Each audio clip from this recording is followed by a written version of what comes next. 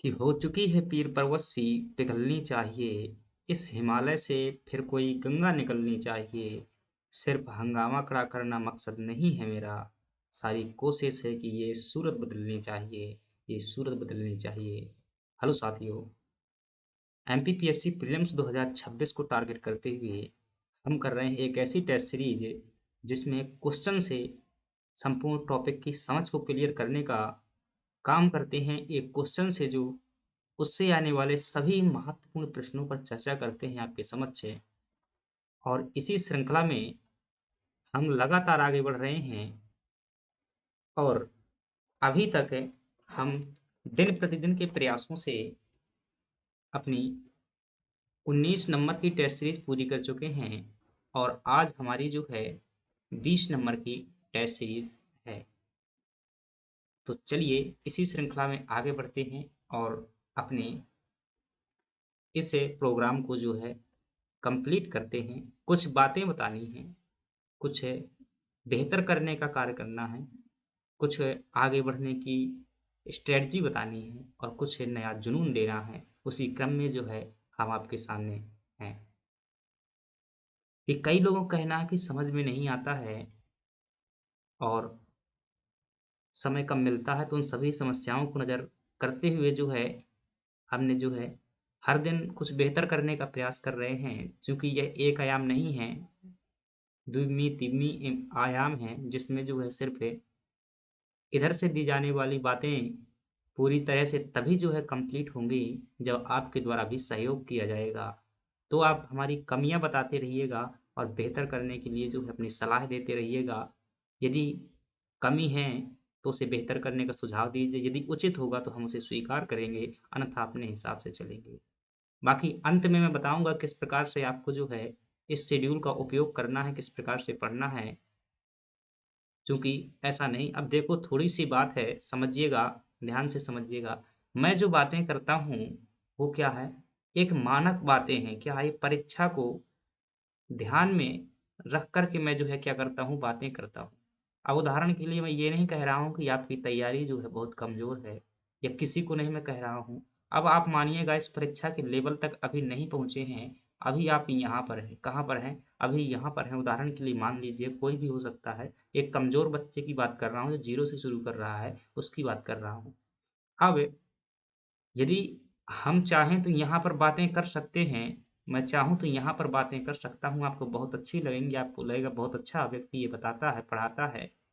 लेकिन मेरे साथियों, वास्तविकता को स्वीकार कीजिए, अगर मैं यहाँ पर बातें करूँगा, तो आपको अच्छा तो ज़रूर लगेगा, लेकिन आप परीक्षा तक नहीं पहुँच पाएँगे और फिर बाद में परिणाम आपके पक्ष में नहीं होगा। अगर मैं यहाँ पर बातें करूँगा और आपकी स्थिति यहाँ पर है, तो देखिए अंतर तो है ही, आपको समझ में नहीं आएगा।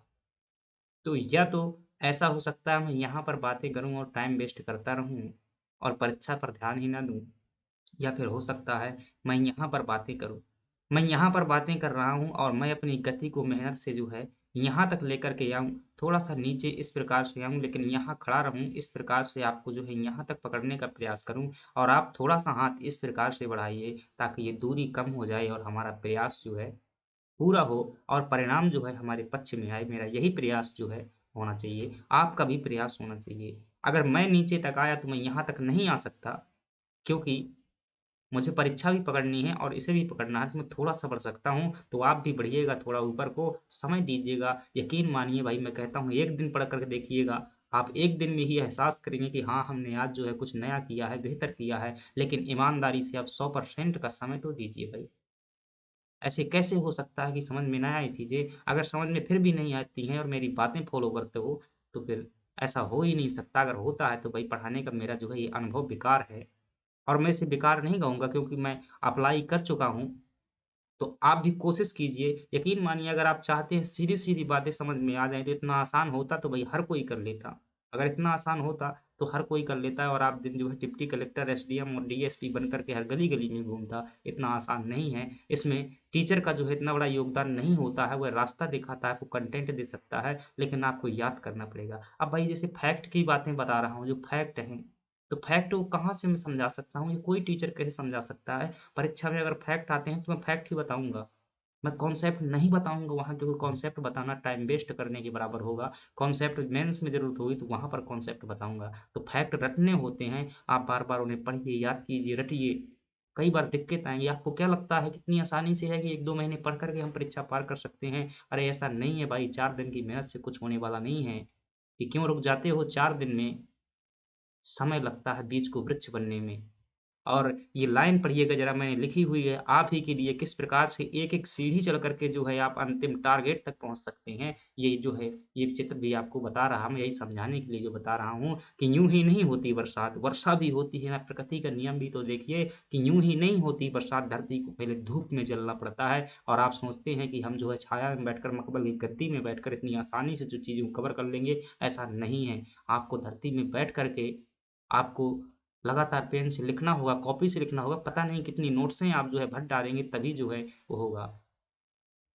आप कभी मिलिएगा जो एमपीपीएससी में सिलेक्ट हो चुके हैं, उनसे मिलिए, कितनी सारी किताबें जो है कट डालनी होती है इसी दौरान में। ये लगातार संघर्ष चलना पड़ता है, तो लगातार चलोगे, निश्चित रूप से होगा, मैं गारंटी लेता हूँ, आप कर पाएँगे। मैं कुछ टिप्स लास्ट में बताऊँगा, आप समय दीजिएगा, ध्यान रखिएगा। ऐसा नहीं है मैं यहाँ पर जो आपके सामने बोल पाता हूँ ना, बताता हूँ, इसके पहले मैं 5 घंटे तैयार होता हूँ। कितने घंटे? 5 घंटे तैयार होता हूँ। आप कहते हैं कि हम स्पीड बढ़ा कर के क्लास देख लेंगे, पूरा हो जाएगा। तो बहुत सारी बातें हैं, लास्ट में चर्चा करेंगे आपको कैसी क्लास देना है। पहली बात तो आपको ध्यान रखना है, 100% कंसंट्रेशन से क्लास देखनी है। हर बात को जो है कंसंट्रेशन से देखनी है, ध्यान से देखनी है। अब यूँ समझिएगा, मैं जो है थोड़ा-सा और समझाता हूँ, यहीं पर समझिएगा। यहाँ पर जो है आप क्लास देख रहे हैं और आपका दिमाग जो है कहीं और चल रहा है कि हम कहीं जाएँ घूमने, तो नहीं समझ में आएगा, मेरी गारंटी है भाई, मैं अपना भी अनुभव बता रहा हूँ, नहीं समझ में आएगा। तो पहली बात, आप हर काम से फ्री हो जाइएगा, फिर क्लास देखिएगा। ये क्लास मैं बता दूँ फालतू क्लास नहीं है, परीक्षा वाली क्लास है। अगर आपको अच्छी नहीं लगती है, छोड़ सकते हो। मैं जो है परीक्षा की सीमा को जो है ध्यान में रखते हुए ही चलूँगा। हालाँकि आपका सपोर्ट करूँगा, या आप अपना प्रश्न भेजिएगा। तो पहली बात, अपना 100% जो है कंसंट्रेशन से क्लास देखनी है, और दूसरी बात जो है, आपको समय देना है। आप जो है पूरी क्लास देखिए, मुझे लगता है कि मैं तो पता है ऐसे ही करता था कि मैं लिखता था भाई। मेरे पास किताबें नहीं होती थी, तो मैं क्या करता था, लिखता था, हर चीज़ लिखता था।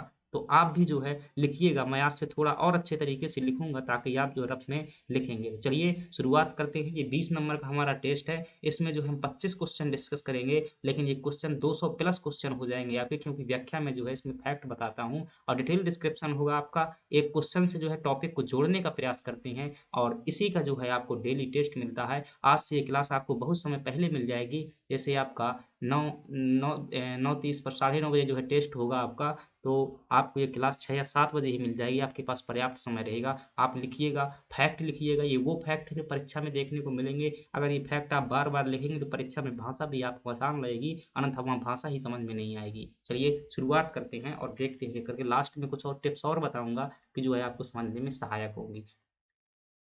चलिए, निम्नलिखित में से पेन उठाइएगा, लिखिएगा, ज़रूर लिखिएगा। पूरा प्रश्न नहीं लिखना है, मैं बताता हूँ आपको किस प्रकार से लिखना है, उसी प्रकार से जो है लिखेंगे, चीज़ों को समझेंगे। जहाँ समझ में नहीं आती वो फैक्ट ज़रूर लिखिएगा, क्योंकि फैक्ट लिखने वाले भी होते हैं। निम्नलिखित में से कौन-सा कृषि पद्धतियों का सही क्रम है? अब ये कृषि पद्धति क्या होती है? देखिएगा, कृषि करने का जो तरीका होता है हमारा, क्या?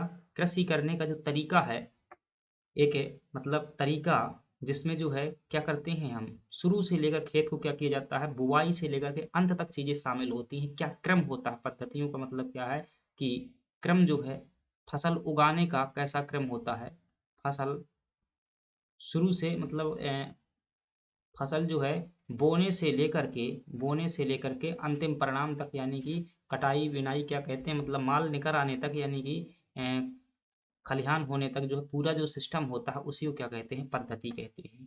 कृषि पद्धति कहते हैं। अब क्या सिस्टम है ये तो भाई हर कोई जानता होगा, लेकिन थोड़ा-सा यहाँ देखिएगा। कटाई सबसे अंत में होती है। क्या होती है? कटाई सबसे अंत में होती है। पहले मिट्टी थोड़ी ना तैयार करोगे, तो अंत में तो क्या होगा, कटाई होगा। तो अंत में यहाँ मिट्टी तैयार करना है, पहले इसे गलत कर दो। क्या कर दो? इसे गलत कर दो। बुआई अंत में थोड़ी ना बुआई होगी, बुआई तो पहले होती थी, ये भी गलत हो गया। अब 2 ऑप्शन हैं, पहले मिट्टी तैयार करना, ठीक है। मिट्टी तैयार करने के लिए किसान क्या करता है भाई, कृषि की जुताई करता है। कई लोग जो है ट्रैक्टर से जुताई करते हैं, जिनके पास में ट्रैक्टर नहीं होते हैं, गरीब किसान होते हैं, वो जो है मतलब पशुओं, बैलों का प्रयोग करके, हल वक्र का प्रयोग करके जो क्या करते हैं, जुताई करते हैं। हम भी जो है हमारे गाँव में ऐसा होता था कि मिट्टी तैयार करने के लिए हल का प्रयोग किया जाता था, बैलों का प्रयोग किया जाता था। फिर अब देखिए यहाँ पर देखिएगा, यहाँ पर पहले सिंचाई दिया हुआ है और बाद की बुआई दिया हुआ है, और यहाँ पर पहले बुआई दिया हुआ है, बाद की सिंचाई दिया हुआ है। अब ये दोनों ऑप्शन हो सकते हैं। देखिएगा कैसे, आप जो है खेतों में कई जगह देखा होगा, कहाँ आपने जो है खेतों में कई जगह पर मध्य प्रदेश में देखा होगा कि पहले क्या करते हैं, खेत की सिंचाई कर देते हैं। जो पहले सिंचाई की जाती है उसे क्या कहा जाता है, हमारे यहाँ पर पलेवा कहते हैं। क्या कहते हैं? पलेवा कहते हैं। आपके यहाँ पर जो भी बोलते हो, पलेवा कहते हैं। और पलेवा के बाद में जो है मिट्टी गीली हो जाती है। जब मिट्टी जो क्या है सूख जाती है तो पुनः इसकी जुताई की जाती है, और इसके बाद जो है बुआई की जाती है। क्या की जाती है? बुआई की जाती है। तो सिंचाई के बाद क्या होती है? बुआई होती है। ये कब होती है? जब सींच की मतलब गेहूं बोते हैं, यानी कि गेहूं की बुआई में यह तरीका अपनाया जाता है। जो सिंचित गेहूं होता है, जो मतलब झुर्रियाँ गेहूं होता है, जो सूखी जमीन में बोया जाता है, जो काली माटी होती है, वहां पर बिना सिंचाई के क्या कर दिया जाता है? बो दिया जाता है। तो वहां पर पहले बुआई हो जाती है। लेकिन आप जानते हैं कि मध्य प्रदेश में अधिकांश क्षेत्र कैसे हैं, मतलब कम सिंचाई वाले क्षेत्र, सब जगह पानी नहीं बरस सकता है, नहीं पहुंच सकता है। तो अधिकांश क्षेत्रों में पहले बुआई कर दी जाती है और बाद के जो है सिंचाई होती है। तो ये वाला ऑप्शन जो है आपका सही माना गया था एमपीपीएससी द्वारा। ठीक है, तो आपको ये ध्यान रखना, पहले मिट्टी तैयार करना आएगा, फिर बुआई होगा, फिर सिंचाई होगा, अंत में क्या होगी? कटाई होगी। तो ये क्या है हमारा प्रश्न समझाने का जो है वो। अब बताओ इसमें क्या नहीं समझ में आया? मुझे उम्मीद है कि सभी चीज़ें समझ में आई होंगी। अब मैं फैक्ट बताऊंगा यहाँ पर, क्या जो है फैक्ट बताए जा सकते हैं। तो आपको 5 फैक्ट ध्यान रखना है जो कृषि से संबंधित परीक्षाओं में पूछे जाते हैं। अब जो है मैं एक नई स्लाइड में जो है 5 फैक्ट बता देता हूँ, आप इन फैक्टों को लिखिएगा। ठीक है, इन फैक्टों को जो है आप क्या करेंगे?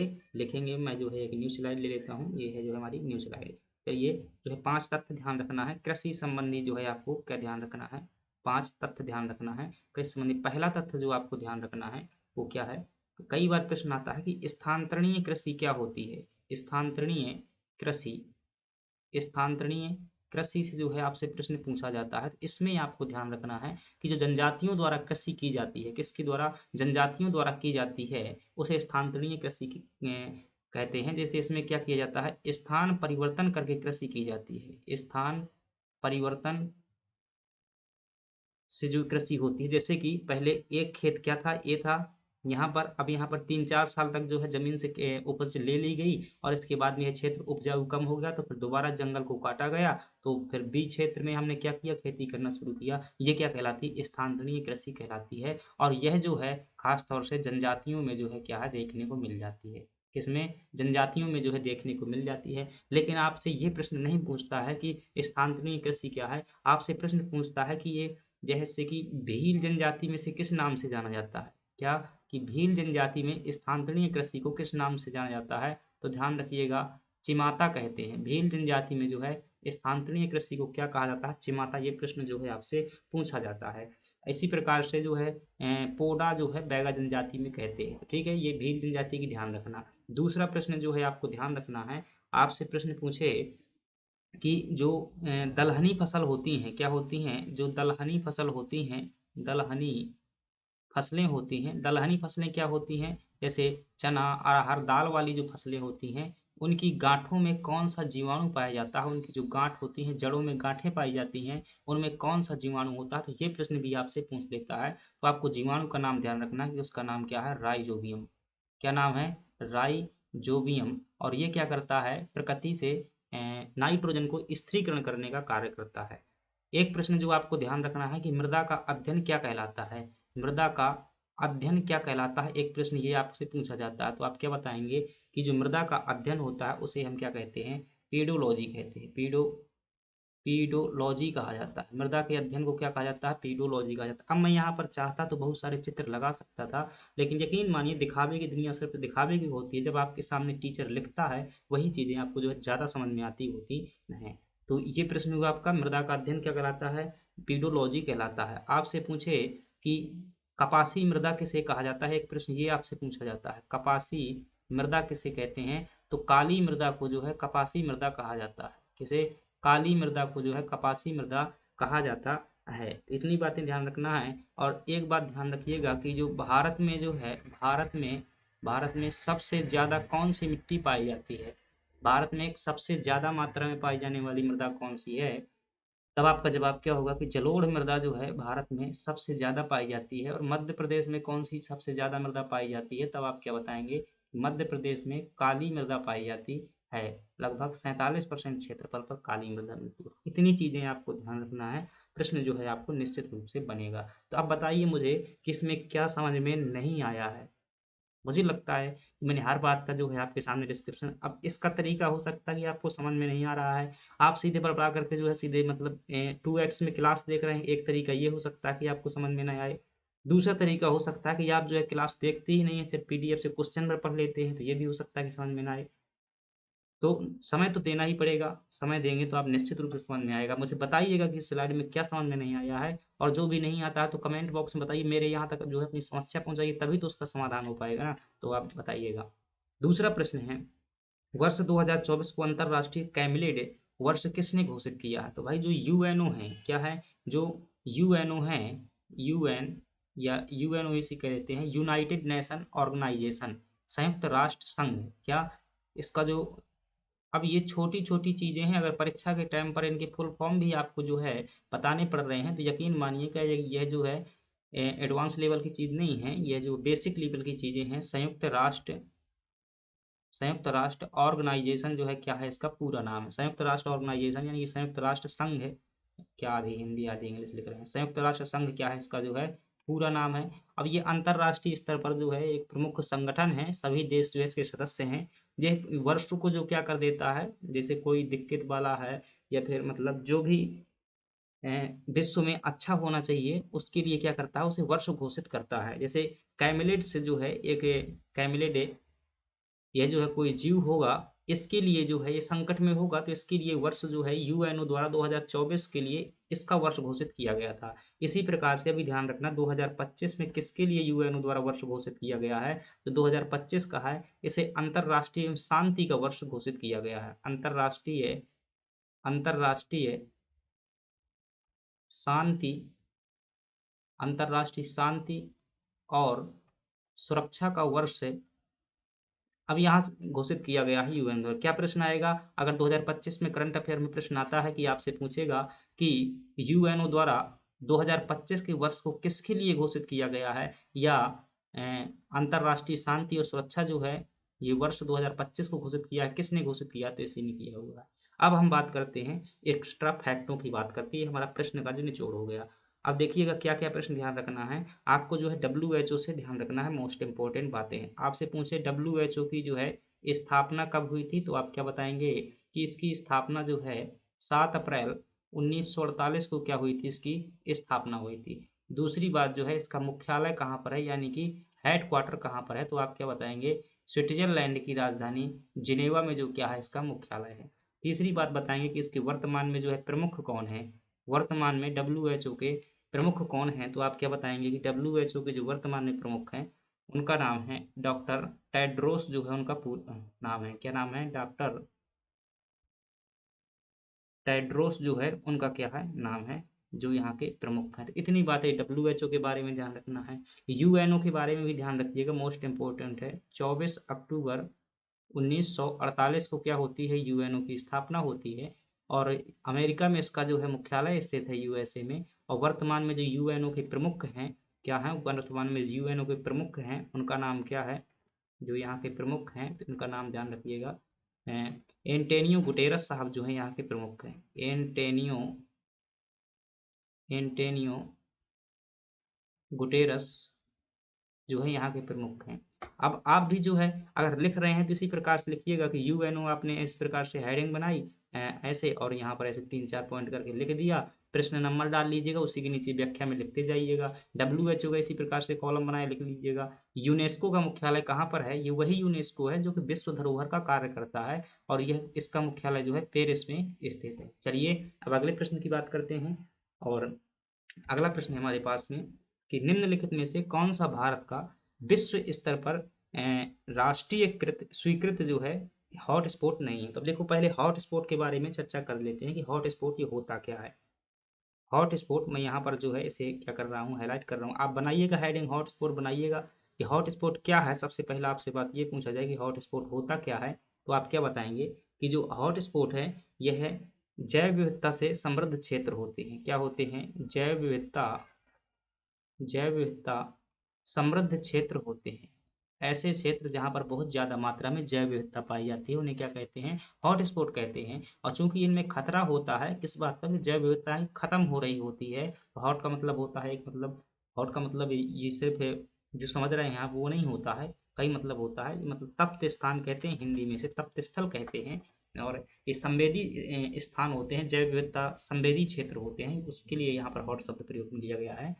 तो क्या है, तो ये आपने बता दिया। अब पूछे कि इस शब्द का सर्वप्रथम प्रयोग किसके द्वारा किया गया था, ये भी आपसे प्रश्न जो पूछा जाता है कि हॉट स्पॉट शब्द जो है सबसे पहले किसके द्वारा प्रयोग किया गया था, तो आप क्या बताएंगे कि नॉर्मन मायर्स द्वारा जो है, नॉर्मन मायर्स द्वारा इस शब्द का प्रयोग किया गया था। ठीक है।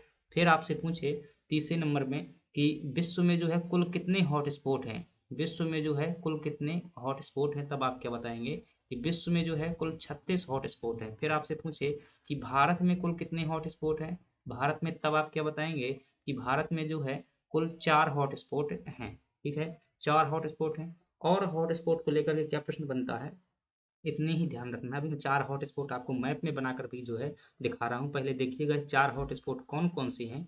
एक जो है आपका हिमालय क्षेत्र है, पूर्वी हिमालयन क्षेत्र है, पूर्वी हिमालयन क्षेत्र है। दूसरा जो है इंडो वर्मा क्षेत्र है, इंडो वर्मा। और एक क्षेत्र है सुंडा लैंड, सुंडा लैंड है। और जो चौथा क्षेत्र है वो है पश्चिमी घाट। ये 4 जो है भारत में जैव विविधता के क्या हैं, हॉट स्पॉट हैं। अब देखिएगा थोड़ा सा, ये जो है मैंने क्या बनाया, ये जो है भारत का मैप बनाया, बहुत अच्छा नहीं बनेगा।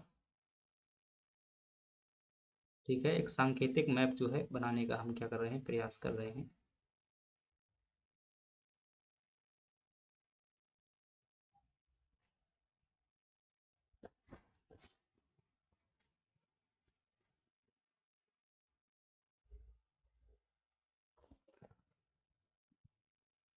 ठीक है, ये सांकेतिक मैप हुआ। अब देखिएगा यहाँ पर थोड़ा कि जो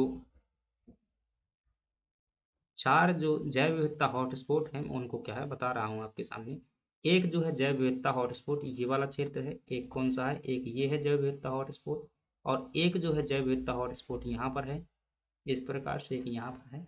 और एक जो है यहाँ पर है, यहाँ पर इसमें जो है कुछ क्षेत्र इंडोनेशिया का आता है, और यहाँ पर भारत के जो है अंडमान निकोबार द्वीप समूह है, तो इसे सुंडरलैंड कहा जाता है। और एक क्षेत्र जो है ये है भारत का जैव विविधता का हॉटस्पॉट। तो ये 4 जो है भारत में जैव विविधता के हॉटस्पॉट हैं।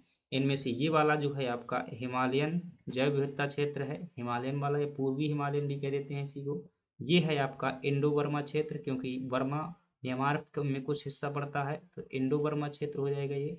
और ये जो है आपका कौन सा है, सुंडालैंड है, सुंडालैंड है। और ये वाला जो है आपका पश्चिमी घाट क्षेत्र है। तो ये जो 4 भारत में जैव विविधता क्षेत्र है, बताइएगा कोई दिक्कत है कहीं समझने में। उम्मीद है कि अब आपसे प्रश्न क्या पूछा गया, कौन सा हॉट स्पॉट नहीं है, आपसे ये प्रश्न पूछ रहा है। तो भाई हिमालयन क्षेत्र है, सुंडरलैंड है, पश्चिमी घाट है, नारो हिल्स नहीं है। तो यही आपका क्या हो जाएगा, सही जवाब हो जाएगा। नारो हिल्स जो है मध्य प्रदेश के सतना जिले में स्थित है, और ये जैव विविधता के लिए प्रसिद्ध है, ऐसी बात नहीं है, जैव विविधता के लिए जाना जाता है, लेकिन यह हॉट स्पॉट नहीं है। चलिए अगले प्रश्न की बात करते हैं। और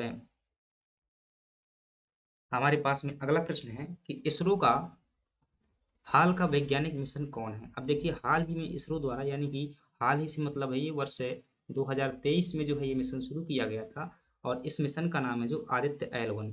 क्या नाम है, आदित्य L1 जो है, भास्कर ये नहीं है, ये नहीं है, कोई जो है ये मिशन नहीं है। आदित्य L1 के बारे में हम जो है चीजें यहाँ पर देखते हैं। आदित्य L1, तो आदित्य L1 क्या है, तो पहली बात बताइएगा कि इसरो का जो है, इसरो का मिशन है, एक मिशन है, कार्यक्रम है, मतलब कि। और देखिएगा, तो ये किसके लिए मिशन है, तो यह जो है ध्यान रखिएगा सूर्य के अध्ययन के लिए बनाया गया है, सूर्य के अध्ययन से संबंधित है, सूर्य के अध्ययन से संबंधित है। आदित्य किसका पर्यायवाची है, सूर्य का पर्यायवाची है। और यह जो है, अब है मुझे PSL भी, वाहन का नाम एग्जैक्ट याद नहीं है, PSL भी जो है, वाहन जो था इसमें, इसमें जो वाहन था PSL भी C52 था शायद। ठीक है, C57 या 55 में थोड़ा सा जो है सी, या तो 52 है या तो 57 है, आप जो है इसे देखिएगा। C52 या 57 दो में से जो है आपको देखने को मिल जाएगा, थोड़ा सा इसे ध्यान रखिएगा। तो वाहन का नाम ये था। और इसरो द्वारा जो है किसके द्वारा लॉन्च किया गया था? इसरो द्वारा लॉन्च किया गया था। सूर्य का अध्ययन करना क्या था इसका उद्देश्य था। और इसमें जो है कहाँ से लॉन्च किया गया था, शायद ये पूछे तो आप ध्यान रखना, सतीश धवन जो स्पेस सेंटर है, सतीश धवन केंद्र से जो है क्या है इसे लॉन्च किया गया था। सतीश धवन केंद्र से क्या किया गया था, इसे लॉन्च किया गया था। और ये आंध्र प्रदेश में स्थित है सतीश धवन केंद्र। इतनी बातें हो गई किसके बारे में, ये जो है इसके आदित्य एल वन के बारे में हो गई। अब इसरो के बारे में जो है आपको कुछ बातें ध्यान रखना है, इंपॉर्टेंट है। प्रश्न आता है, भारत की जो है राष्ट्रीय स्पेस एजेंसी है, आपसे प्रश्न पूछा जाएगा। तो आपसे पूछे इसरो क्या है, तो भारत की जो है अंतरिक्ष एजेंसी का नाम क्या है, तो आप क्या बताएंगे? जो भारत की अंतरिक्ष एजेंसी है,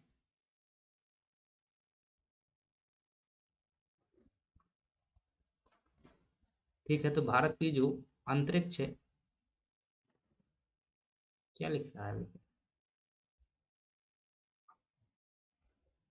तो भारत की कौन सी जो अंतरिक्ष एजेंसी है उसे क्या कहते हैं? हम इसरो कहते हैं।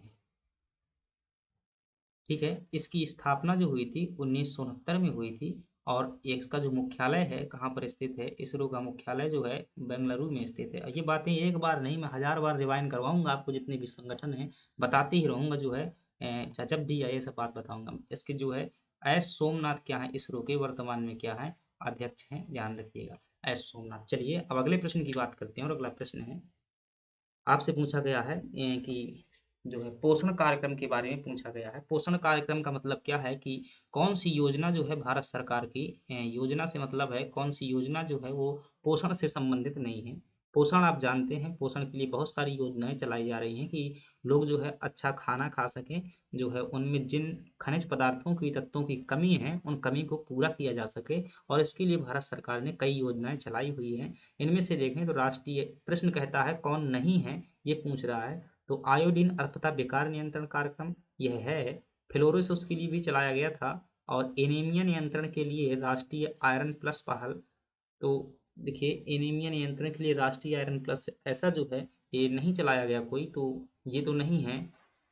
राष्ट्रीय मौखिक स्वास्थ्य कार्यक्रम, यह भी जो है कोई स्वास्थ्य कार्यक्रम नहीं है। तो ये दो योजनाएं हैं जो पोषण से संबंधित नहीं है। तो आपका जो है सही जवाब दोनों में से होगा। दो ऑप्शन एमपीपीएससी द्वारा इसके सही माने गए थे, सी और डी जो है इसका क्या हो जाएगा, सही जवाब हो जाएगा। आपको एक ही ऑप्शन मिलेगा, अगर दोनों मिलता है तो आप कोई भी लगा दीजिएगा, आपका प्रश्न जो है सही हो जाएगा। अब देखिएगा, आपको कुछ योजनाएं ध्यान रखना है, किससे संबंधित? स्वास्थ्य से संबंधित कुछ योजनाएं आपको ध्यान रखना है। को कब शुरू की गई थी ये आपको ध्यान रखना है, ये आपसे सीधा प्रश्न पूछा जाएगा। तो चलिए हम लिख लेते हैं और उनका समय भी जो है लिख लेते हैं। एक तो आपसे जो योजना पूछी जाती है वो आयुष्मान भारत योजना पूछी जाती है कि आयुष्मान भारत योजना कब शुरू की गई थी। तो एक आयुष्मान भारत योजना, ध्यान रखिएगा, ये वही है जिसमें आपका जो आयुष्मान कार्ड बना हुआ था, 5 लाख तक का बीमा उपलब्ध कराया जाता है।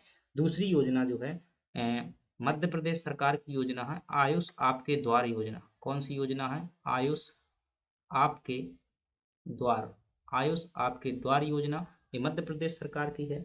फिर आपसे पूछे कि राष्ट्रीय, पहले इनको दो को देख लेते हैं। तो ये जो है 23 सितंबर 2018 की है। आयुष्मान भारत योजना कब की है? 23 सितंबर 2018 की योजना है। और आयुष आपके द्वार योजना जो है ये मध्य प्रदेश सरकार की है और 1 अगस्त 2023 की योजना है। तीसरी योजना ध्यान रखिएगा, आपसे जो पूछे राष्ट्रीय पोषण मिशन कब प्रारंभ किया गया था? राष्ट्रीय पोषण मिशन, राष्ट्रीय पोषण मिशन जो है कब प्रारंभ किया गया था? तो आप क्या बताएंगे कि राष्ट्रीय पोषण मिशन जो है 8 मार्च 2018 को प्रारंभ किया गया था। अब मैं इनमें प्रत्येक में डिटेल में चर्चा कर सकता हूँ, लेकिन मेंस में बहुत डिटेल से देखेंगे, क्योंकि प्री के लिए जो है ज़्यादा नहीं पूछा जाएगा, आपसे समय पूछा जाएगा या फिर पूछा जाएगा कौन सा कार्यक्रम है। तो इनका समय ध्यान रखना है। फिर आपसे पूछे जो है स्वास्थ्य कार्यक्रम के अंतर्गत जो है सांस अभियान मध्य प्रदेश सरकार द्वारा जो है निमोनिया की जागरूकता के लिए चलाया गया था। सांस अभियान पूछे किससे संबंधित है? सांस जो है S A double S A SAAN सांस अभियान जो है ये चलाया गया था। और ये जो है आपका 5 फरवरी 2000 जो है 5 फरवरी 2021 में ये क्या है चलाया गया था। और ये निमोनिया के लिए चलाया गया था। किसके लिए? निमोनिया के लिए जो है मध्य प्रदेश सरकार द्वारा चलाया गया था। और ध्यान रखना, एक योजना, दो योजनाएं और हैं जो महत्वपूर्ण है, आपसे पूछी जाती हैं। एक जननी सुरक्षा योजना, जननी जननी सुरक्षा योजना, जननी सुरक्षा योजना ध्यान रखना है।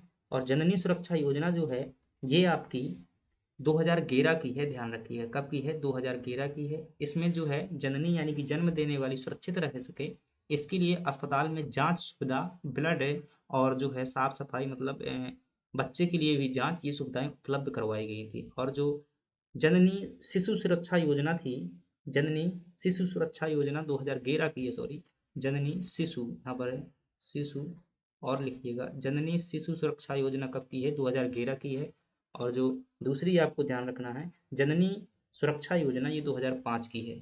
कौन सी, जननी सुरक्षा योजना, ये कब की है, 2005 की है। इतनी योजनाएं आपको जो क्या कर लेना है, ध्यान कर लेना है। चलिए हम अगले प्रश्न की बात करते हैं। अब हमारी भी सीमा है भाई कि जो है प्रश्न भी पूरे करवाने हैं, उनका व्याख्या भी करवाना है, तो एक लिमिटेशन में जो है वो रहती है।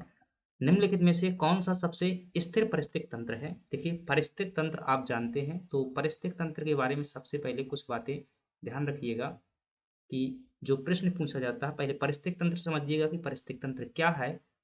तो आपसे पूछे पारिस्थितिक तंत्र होता क्या है, तो जैविक और अजैविक घटकों से मिलकर, जैविक जैविक प्लस अजैविक घटकों से मिलकर के जो तंत्र बनता है उसे क्या कहते हैं, जैविक है। यानी कि जैविक और अजैविक घटकों के मैं सीधा सा मतलब कह देता हूँ, इनमें जो ऊर्जा का संबंध पाया जाता है, इससे अच्छी कोई परिभाषा नहीं हो सकती। जैविक प्लस अजैविक घटकों के मध्य में जो ऊर्जा का संबंध होता है उसे क्या कहते हैं, पारिस्थितिक तंत्र कहते हैं। जैविक में जो है आपके जानते हैं कि उत्पादक आते हैं, इसमें जैविक घटकों में उत्पादक आते हैं, उपभोक्ता आते हैं, और क्या आते हैं, अपघटक आते हैं। ये क्या होते हैं, जैविक घटक होते हैं। और जो अजैविक घटक होते हैं, इन अजैविक घटकों में कौन कौन होता है, वायु है, वायु है, जल है, वायु, जल, सूर्य का जो प्रकाश होता है, ये क्या है, अजैविक घटक है। मृदा है, यह अजैविक घटक है। अब इनके मध्य में जो संबंध पाया जाता है उसी को तो क्या कहते हैं, जैव इकोसिस्टम कहते हैं, पारिस्थितिक तंत्र कहते हैं। एक उत्पादक यानी कि एक पौधा जो है, आप देखेंगे कि प्रकाश की उपस्थिति में अलग रहता है, और जब बिना प्रकाश के जो है वह पौधा अलग स्थिति में रहता है। जब इसी संबंधों में जो भी ऊर्जा का परिवर्तन होता है उसी को क्या कहा जाता है, पारिस्थितिक तंत्र कहा जाता है। आप देखते हैं कि पौधों द्वारा क्या किया जाता है, फलों का निर्माण किया जाता है, और वो फलों को कौन खाता है, मनुष्य खाता है। और सो फलों में पाई जाने वाली ऊर्जा का ट्रांसफर किसमें होता है, मनुष्य में होता है। और अंततः मनुष्य जो है कुछ कार्य करता है, तो वो कार्य कैसे होते हैं, अजैविक कार्य होते हैं। वह कार्बन डाइऑक्साइड निकालता है या फिर मल के रूप में जो है ऊर्जा का त्याग करता है, तो फिर वायु और जल इनमें मिल जाता है वो। और या फिर जब अंत में मनुष्य मर जाता है तो मरने के बाद उसे क्या किया जाता है, या तो उसे जलाया जाता है, तो उसकी ऊर्जा जो है ताप ऊर्जा के रूप में यानी कि प्रकाश के रूप में बदल जाती है। या फिर उसे जमीन में गाड़ दिया जाता है तो मृदा में उसकी ऊर्जा का स्थानांतरण हो जाता है। या फिर उसे जो है पानी में डाल दिया जाता है तो जल में उसकी ऊर्जा चली जाती है। तो ये ऊर्जा जो परिवर्तन होता है इसी को पारिस्थितिक तंत्र कहते हैं। प्रश्न क्या आता है, आपसे सीधा सा प्रश्न एक पूछा जाता है कि निम्नलिखित में से कौन जैविक घटक है और कौन अजैविक घटक है, तो आप ये ध्यान रखिएगा कौन कौन होते हैं। ठीक है, अब आपसे एक प्रश्न आता है कि इस शब्द का सर्वप्रथम प्रयोग किसके द्वारा किया गया था, पारिस्थितिक तंत्र शब्द का जो प्रयोग है ये किसके द्वारा किया गया था, तो आप बताएंगे कि इसका शब्द का जो प्रयोग है एजी टेंसले के द्वारा किया गया था। किसके द्वारा, एजी टेंसले के द्वारा इस शब्द का प्रयोग किया गया था। अब प्रश्न जो है पूछ रहा है कौन सबसे जो है स्थिर पारिस्थितिक तंत्र है। एक शब्द समझिएगा, पारिस्थितिक तंत्र में जो है परिवर्तन क्या होता है, परिवर्तन, और एक समझिएगा स्थिर। अगर ये पता चल गया तो आप आसानी से निकाल लेंगे। परिवर्तन का मतलब होता है अनुक्रमण। क्या होता है, अनुक्रमण। अब अनुक्रमण तो और भी भाई टेक्निकल भाषा है, विज्ञान की भाषा है। अब जैसे आप देखेंगे कि एक क्षेत्र है, यहाँ पर कोई भी वनस्पति नहीं है, मरुस्थल के रूप में है। अब यहाँ पर जो है जो मतलब क्या हो गए, पौधे जम गए, यहाँ पर छोटे छोटे कीड़े मकोड़े रहने लगे, यहाँ पर जो है पशु रहने लगे, घास जम गई, तो ये क्या हो गया, परिवर्तन हो गया। तो आपसे प्रश्न पूछा गया है कि कौन में जो है परिवर्तन बहुत कम होता है, यानी कि सबसे स्थिर प्रवृत्ति का है, इसमें परिवर्तन जल्दी जल्दी नहीं होता है। तो आप देखेंगे कि वनों में तो क्या होती है, जब वर्षा होती है तो यहाँ पर बहुत सारे परिवर्तन हो जाते हैं, और जब यहाँ पर गर्मी होती है तो पेड़ पौधे क्या कर देते हैं, अपनी पत्तियां झड़ा देते हैं, तो इनमें परिवर्तन जो है हर 3 महीने में देखने को मिल जाता है। या कुछ मतलब जैसे जैसे मौसम बदलता है, मौसम के अनुसार रेगिस्तानी परिस्थिति तंत्र भी इसी प्रकार का होता है कि बहुत ज़्यादा जब ठंड होती है तो बहुत ज़्यादा यहाँ ठंड पड़ती है बालू में, और जब गर्मी होती है तो बहुत ज़्यादा गर्म होता है, जब बरसात होती है तो यहाँ पर हरा भरा हो जाता है। घास का मैदान भी कुछ इसी प्रकार का है, लेकिन समुद्री परिस्थिति तंत्र देखेंगे, इसमें जो है परिवर्तन बहुत कम मात्रा में होता है, क्योंकि यहाँ पर हमेशा नमी बनी रहती है। ना तो यहाँ पर ज़्यादा गर्मी का प्रभाव पड़ता है, ना ही ठंडी का प्रभाव पड़ता है, ना ही वर्षा का प्रभाव पड़ता है, क्योंकि यहाँ पर जल की उपस्थिति हमेशा बनी रहती है। तो इसमें जो है परिवर्तन बहुत कम होता है, यानी सबसे ज़्यादा स्थिर जो है यही है, समुद्री परिस्थिति तंत्र है। तो आपका सही जवाब हो जाएगा ऑप्शन सी। एक प्रश्न और आता है, परिस्थिति तंत्र के प्रकार को लेकर के प्रश्न पूछा जाता है। परिस्थिति तंत्र हालांकि कई प्रकार के होते हैं, लेकिन यहाँ पर जो है कुछ प्रकार ध्यान रखिएगा। एक होता है प्राकृतिक परिस्थिति तंत्र, क्या होता है, एक प्राकृतिक होता है, और एक क्या होता है, कृत्रिम। तो क्या आप कहेंगे सर इसी प्रकार का प्रश्न आता है, प्राकृतिक कृत्रिम? जी हाँ, इसी प्रकार का आता है। इनके उदाहरण पूछे जाते हैं कि निम्नलिखित में से कौन सा जो है कृत्रिम परिस्थिति तंत्र का उदाहरण है। तो ध्यान रखिएगा, जो धान का खेत होता है यह कृत्रिम परिस्थिति तंत्र का उदाहरण है। सीधा सा जो आपसे प्रश्न पूछा जाता है कि आपसे एक दे देगा, तालाब दे देगा, झील दे देगा, वन दे देगा, एक धान का खेत दे देगा, और कहेगा निम्नलिखित में से कौन प्राकृतिक परिस्थिति तंत्र नहीं है अथवा कृत्रिम परिस्थिति तंत्र है, तो याद रखिएगा। अगले प्रश्नों पर जब हम चर्चा करते हैं तो इतनी बातें जो है आपको परिस्थिति तंत्र में ध्यान रखना है। अगला प्रश्न हमारे पास में कि निम्नलिखित में से कौन सा जैव निम्नीकरणीय प्रदूषक नहीं है। तो देखिए, जब हम प्रदूषण की बात करते हैं, किसकी, प्रदूषक की बात करते हैं, एक शब्द होता है प्रदूषक, और यह प्रदूषक वे पदार्थ होते हैं जो क्या करते हैं, प्रदूषण उत्पन्न करते हैं। क्या करते हैं, जो प्रदूषण उत्पन्न करने वाले पदार्थ होते हैं उन्हें क्या कहा जाता है, प्रदूषक कहा जाता है। और यह प्रदूषक को जो है कई प्रकार से बांटा गया है। क्या है, इसे जो है 3 प्रकार से जो है बांटा जाता है। एक जो है इसे मात्रा के आधार पर बांटा जाता है कि कभी जो है मात्रा जो है प्रभावित करती है। एक जो है इसे अ, प्रभाव के आधार पर जो है बांटा जाता है। प्रभाव के आधार पर प्रदूषक कितने प्रकार के होते हैं, परिणाम के आधार पर। और एक जो है इस आधार पर बांटा जाता है कि जैसे समाप्ति के आधार पर बांटा जाता है कि वह पदार्थ जो है कब समाप्त होता है प्रकृति से। तो आप देखिएगा 3 प्रकार से प्रदूषक पदार्थों का वर्गीकरण किया जाता है। जब पूछे आपसे मात्रा के आधार पर प्रदूषक कितने प्रकार के होते हैं, तो आप क्या बताएंगे, 2 प्रकार के। एक होते हैं मात्रात्मक प्रदूषण, जिनकी जो है मात्रा क्या करती है, प्रदूषण जो है पैदा करती है, क्या करती है, उनकी कम मात्रा प्रदूषण नहीं देती है, लेकिन ज़्यादा मात्रा प्रदूषण देती है। और इसका उदाहरण जो है सीधा सा है, कार्बन डाइऑक्साइड है। क्या है, कार्बन डाइऑक्साइड। कार्बन डाइऑक्साइड एक प्रदूषक गैस नहीं है, लेकिन जब इसकी ज़्यादा मात्रा हो जाती है तो ये प्रदूषण के रूप में कार्य करती है, क्योंकि ग्लोबल वार्मिंग का कारण बन जाती है। ठीक है। अब आपसे जो दूसरा पूछा जाता है मात्रा के आधार पर, वो है आपका गुणात्मक प्रदूषक। क्या, गुणात्मक प्रदूषक है। तो एक हो गया मात्रात्मक प्रदूषक, और एक हो गया गुणात्मक प्रदूषक। गुणात्मक मतलब कि कई पदार्थ ऐसे होते हैं जो अपने गुण के कारण क्या करते हैं, गंदगी उत्पन्न करते हैं। और वो कौन से हैं, जैसे SO2 देख लीजिएगा। क्या, SO2 सल्फर डाइऑक्साइड जो होती है, एक गंदी गैस होती है, कारखानों से निकलती है। अब प्रभाव के आधार पर देखेंगे तो प्रभाव के आधार पर भी 2 प्रकार के होते हैं। कुछ पदार्थ ऐसे होते हैं जो सीधे क्या कर देते हैं, चीज़ों को प्रभावित करते हैं, यानी कि सीधे गंदगी उत्पन्न कर देते हैं। कुछ जो है क्या है, सीधे ना करके एक दूसरे से मिल करके क्या करते हैं, गंदगी उत्पन्न करते हैं। तो जो सीधे क्या कर देते हैं, चीज़ों को जो है सीधे प्रभावित करते हैं, सीधे प्रभावित करते हैं, उन्हें क्या कह देते हैं, प्राथमिक प्रदूषक कह देते हैं। और इसमें उदाहरण आप ध्यान रख सकते हैं SO2 का, इसमें भी उदाहरण ध्यान रख सकते हैं। कार्बन मोनोऑक्साइड का उदाहरण ध्यान रख सकते हैं। कभी थोड़ी सी भी मात्रा अगर कार्बन डाइऑक्साइड की, कार्बन मोनोऑक्साइड की चली गई तो आपकी सीधे डेथ हो जाएगी, ध्यान रखिएगा। और जो द्वितीयक प्रदूषक होते हैं, ऐसे प्रदूषक जो सीधे तो प्रभावित नहीं करते हैं, लेकिन दूसरों से मिलकर के प्रभाव उत्पन्न करते हैं। जैसे कि ओजोन गैस जो है, ये सीधे जो है कोई प्रदूषण उत्पन्न नहीं करती है। जैसे कि पैन का आपने नाम सुना होगा, पैन पराक्सी एसिटिल नाइट्रेट, यह जो है सीधे जो है पर्यावरण को प्रदूषित नहीं करता है, लेकिन प्रकाश की उपस्थिति में जो है प्रदूषण उत्पन्न करता है, कोहरा के रूप में आपके सामने आता है। समाप्ति के आधार पर देखेंगे तो ये भी 2 प्रकार के होते हैं। एक होते हैं, अब यहाँ पर जो है जगह नहीं है, एक जो होते हैं जैव निम्नीकारक होते हैं। क्या होते हैं, जैव निम्नी कारक, निम्नी कारक, जैव निम्नी कारक, और इन्हीं को जो है इंग्लिश के अंतर्गत बायोडिग्रेडेबल कहा जाता है। क्या कह देते हैं? बायोडिग्रेडेबल कह देते हैं। और ये क्या होते हैं?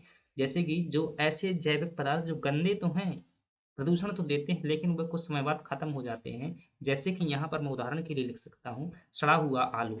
क्या? सड़ा आलू जो है यहाँ पर बता सकता हूँ। आप देखते हैं कि घरों में जो है खराब हो जाता है तो प्रदूषण का कार्य करता है, लेकिन वह बहुत जल्दी जो है अपघटित हो जाता है। तो जैविक पदार्थों के प्रभाव के कारण जो समाप्त हो जाते हैं उन्हें क्या कहते हैं? जैव निम्नीकरण कहते हैं। लेकिन कुछ पदार्थ ऐसे होते हैं जो प्रकृति में कई सैकड़ों वर्ष तक पड़े रहते हैं, उन्हें क्या कहा जाता है? नॉन बायोडिग्रेडेबल कहा जाता है, यानी कि अजैव निम्नीकारक प्रदूषक। दूसरा मैं यहाँ पर लिख देता हूँ, ध्यान रखिएगा। दूसरा जो हो जाएगा अजैव निम्नीकारक, अजैव निम्नी कारक प्रदूषक। और इसमें जो आएगा ये आपका प्लास्टिक जो है, इसमें उदाहरण हो सकता है प्लास्टिक, हो सकता है टायर, हो सकता है पॉलीथीन, हो सकता है। ये सभी क्या हैं? आपके अजैव निम्नीकारक प्रदूषक हैं। तो आपसे पूछ रहा है कि कौन सा जैव निम्नीकारक प्रदूषक नहीं है, तो इसमें कागज भी देखेंगे तो बहुत जल्दी जो यह भी जो है क्या सड़ घुन करके क्या हो जाता है? खराब हो जाता है, और यह जो है अपघटित हो जाता है। तो ये तो है भोजन एवं अपशिष्ट पदार्थ। ये भी आप जो है जितनी ये जैविक कचरा है, कास्ट एवं सेलुलोज, सेलुलोज जो है ये क्या होता है? जो पेड़ पौधों की पत्तियां और लकड़ियों में पाए जाने वाला पदार्थ है, तो यह भी क्या हो जाएगा? अपघटित हो जाएगा। लेकिन कीटनाशक जो है अपघटित नहीं होता है, क्योंकि यह जैविक पदार्थ नहीं है, डीडीटी वगैरह, इसीलिए बैन कर दिया। तो सही जवाब आपका क्या हो जाएगा? ऑप्शन सी हो जाएगा। चलिए अगले प्रश्न की बात करते हैं। अगला प्रश्न है, पारिस्थितिक तंत्र में ऊर्जा का प्रवाह निम्न में से उच्च पोषण स्तर पर जाने से कम होता है, इसे निम्नलिखित द्वारा समझा जा सकता है। तो थोड़ा सा प्रश्न जो है गजब का प्रश्न है, एमपीपीएससी में पूछा गया है। इसमें जो है जीव विज्ञान यानी कि बायोलॉजी को जो है किस में? फिजिक्स में मिला दिया गया है। फिजिक्स में जो है इसे मिला दिया गया है। तो देखिएगा, हम जो है समझने का प्रयास करते हैं। मैं बहुत बड़ी व्याख्या नहीं इसमें बताऊंगा, सिर्फ प्रश्न का मतलब बताऊंगा। पारिस्थितिक तंत्र में क्या होता है? ऊर्जा का प्रवाह होता है, ये हम जानते हैं। पारिस्थितिक तंत्र के प्रमुख अगर कार्य देखेंगे तो ये प्रमुख कार्य है पारिस्थितिक तंत्र का। क्या है?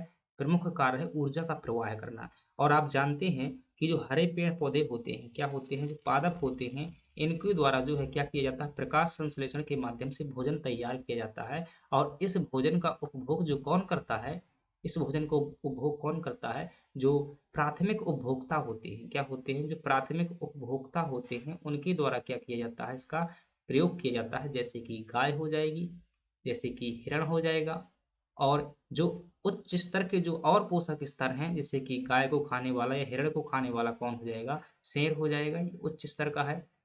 तो इस प्रकार से क्या हो रहा है? ऊर्जा का जो प्रवाह हो रहा है, ये है निम्न पोषक स्तर। फिर उसके बाद में जो है और उच्च पोषक स्तर है। मुझे लगता है इस प्रकार से बनाने की बजाय जो है मुझे थोड़ा सा और दूसरे तरीके से बनाना होगा, ताकि चीज़ें समझ में आ जाएं। देखिएगा, मैं इस प्रकार से जो है बना रहा हूँ। ठीक है, तो ये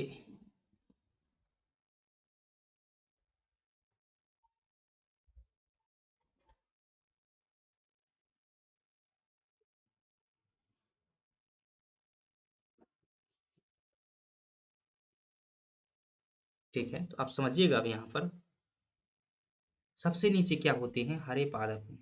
क्या है? हरे पादप हैं। और हरे पादप को खाने वाला कौन है? ये हिरण है। क्या है? हिरण है। और हिरण को खाने वाला कौन है? आप कहेंगे कि मांसाहारी जीव हैं, जैसे कि बहुत से हो सकते हैं, शेर हो सकता है।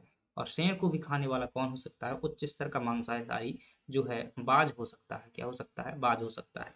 ठीक है, तो आप जैसे जैसे देखेंगे कि ऊर्जा का जो स्थानांतरण हो रहा है, कैसा हो रहा है? निम्न स्तर से किसकी ओर हो रहा है? उच्च स्तर की ओर हो रहा है। क्या हो रहा है? ऊर्जा का प्रवाह निम्न स्तर से उच्च स्तर की ओर क्या है? ऊर्जा का प्रवाह हो रहा है, यानी कि ऊर्जा का स्थानांतरण हो रहा है। लेकिन उच्च पोषण निम्न से उच्च पोषण स्तर पर जाने से कम होता है, ये कहता है। जी हाँ, बिल्कुल सही बात है। अगर आप देखेंगे ऊर्जा का प्रवाह तो होता है। जैसे मान लीजिएगा हरे पौधों में कुल मैं उदाहरण के लिए मान लेता हूँ 100 कैलोरी ऊर्जा थी। कितनी थी? 100 कैलोरी ऊर्जा है। तो हिरण जो है ज़्यादा से ज़्यादा ये 10% में छक जाता है, यानी कि 10% का नियम लागू होता है। तो ये 10 कैलोरी में जो है हिरण क्या हो जाएगा? इस ऊर्जा में छक जाएगा। और इसको जो खाने वाला होगा वो 1 कैलोरी में ही जो है शेर छक जाएगा। इसके बाद जो ये होगा तो 0.1 कैलोरी में छक जाएगा। इतने में ही जो है कि भोजन की पूर्ति हो जाएगी। क्यों? क्योंकि 10% का नियम लागू होता है। तो ऊर्जा जो है उच्च पोषण स्तर में जैसे-जैसे जाते हैं क्या होती है? कम होती है। ठीक है? तो ये क्या हो गया? पारिस्थितिक तंत्र का मैंने समझाया। अब कहता है कि इसे किसके द्वारा समझा जा सकता है? तो देखिएगा, न्यूटन का तीसरा नियम क्रिया-प्रतिक्रिया का नियम है, यह नहीं हो सकता। न्यूटन का दूसरा नियम, यह जो है संवेग संरक्षण से संबंधित है, यह भी नहीं हो सकता। बात हमारी आती है प्रथम नियम। तो ऊर्जा सर जो प्रथम नियम है ऊष्मागतिकी का, ऊष्मागतिकी क्या होती है ध्यान रखिएगा। तो ऊष्मागतिकी जो है ये फिजिक्स की एक शाखा है। क्या है? ऊष्मागतिकी जो है फिजिक्स की एक शाखा है और इसमें क्या कहा गया है, इसमें जो है ताप परिवर्तन का यानी कि ऊष्मा ऊष्मा परिवर्तन का ऊष्मा परिवर्तन का जो है क्या करते हैं, अध्ययन करते हैं कि एक जगह से ऊष्मा दूसरी जगह पर जाती है तो किस प्रकार से जाती है। यही क्या है? ऊष्मागतिकी है। ऊष्मा की गति यही क्या है? ऊष्मागतिकी। तो देखिएगा कि अब प्रथम नियम क्या कहता है? ये प्रथम नियम कहता है ऊर्जा संरक्षण का नियम है। जो ऊष्मागतिकी का प्रथम नियम है वो क्या है? ऊर्जा संरक्षण का नियम है। यानी कि ऊर्जा को ना तो नष्ट किया जा सकता है, ना ही क्या किया उत्पादन किया जा सकता है। तो आपका सही जवाब तो वैसे ही निकल आया, थोड़ा-सा दिमाग लगाते तो सही जवाब निकल आया। लेकिन ये क्या कहता है? ऊष्मागतिकी का जो दूसरा नियम है, इधर देखिए क्या कहता है? ये ऊर्जा के रूपांतरण के बारे में बताता है। किसके बारे में बताता है? ताप के मतलब तापमान के यानी कि ऊष्मा के रूपांतरण के बारे में बताता है। ऊष्मा रूपांतरण के बारे में बताता है और इधर क्या है? इधर भी तो रूपांतरण की चर्चा की जा रही है। ऊष्मा रूपांतरण में ये क्या कहता है कि ऊष्मा का रूपांतरण जो है गर्म वस्तु से ठंडी वस्तु की ओर होता है। क्या होता है? गर्म वस्तु से ठंडी की ओर होता है यानी कि उच्च दाब से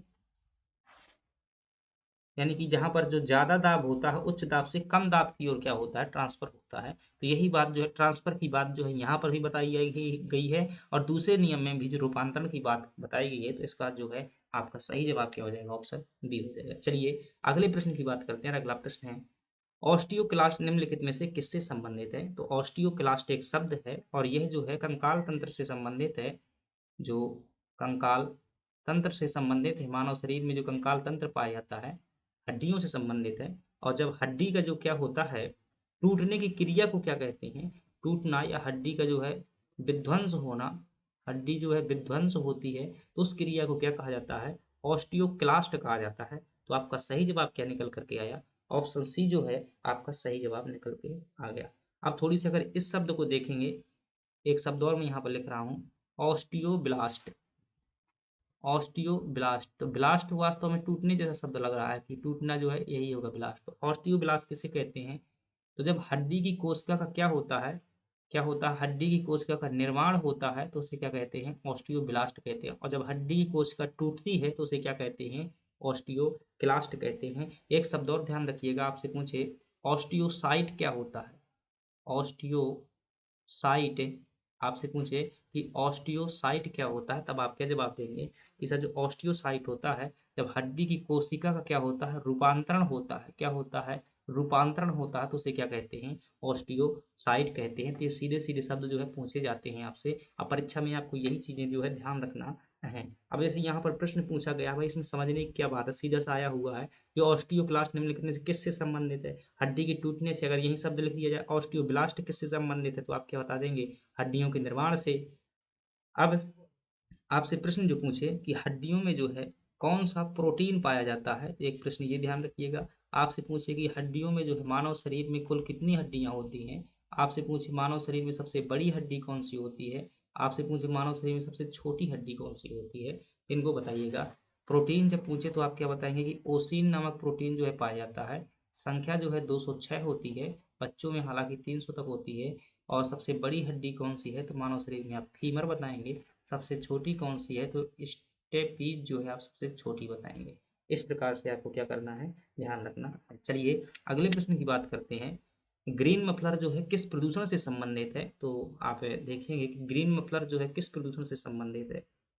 तो ग्रीन शब्द जो है वैसे भी ये एक तो वायु प्रदूषण से भी संबंधित है, वायु प्रदूषण से भी संबंधित है। साथ ही साथ ये जो है आपका ध्वनि प्रदूषण से भी संबंधित है। ध्वनि प्रदूषण से भी संबंधित है। ग्रीन मफलर का मतलब क्या होता है? जो हरे रंग का जो सिस्टम होता है, आपने कई जगह जहाँ पर ध्वनि संबंधित कार्य होता है, तो वहाँ पर आप देखेंगे कि हरे कलर का जो है पेंट किया गया होता है, क्योंकि हरा रंग जो होता है ना, क्या होता है, हरा जो रंग होता है, वो क्या करता है, ध्वनि प्रदूषण को अवशोषित करता है, ध्वनि को अवशोषित कर लेता है। इसलिए इसका सही जवाब तो है ध्वनि प्रदूषण भी है।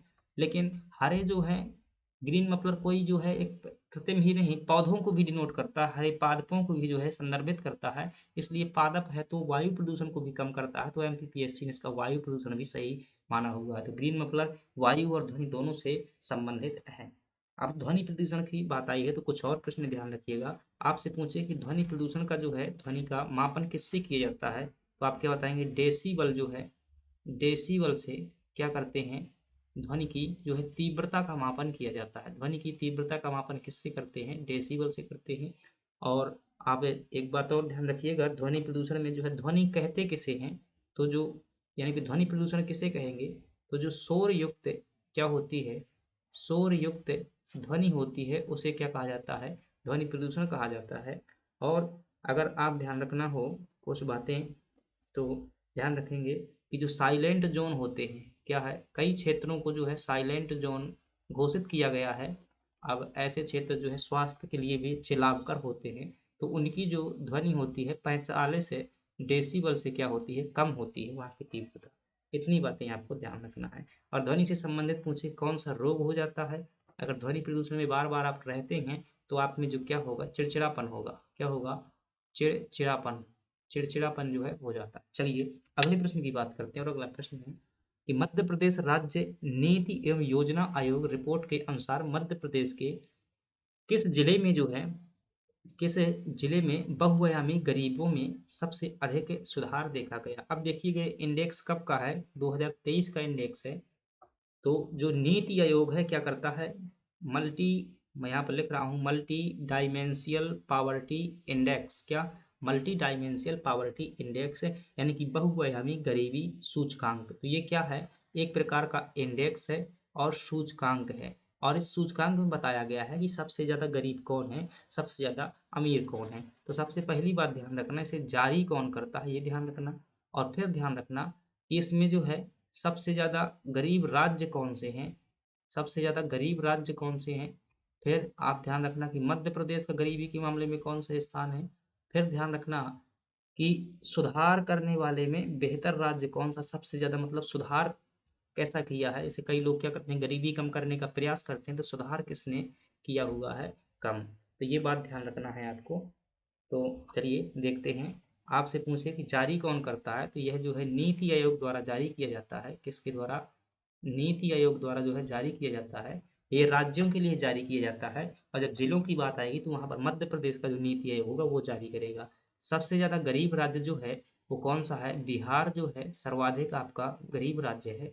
और सबसे ज़्यादा गरीब राज्य कौन सा है, बिहार है। और सबसे ज़्यादा सुधार किस राज्य ने किया हुआ है, तो बिहार ने ही जो है सबसे ज़्यादा सुधार किया हुआ है। मध्य प्रदेश का इसमें जो है आपका 5वां स्थान है गरीबी के मामले में।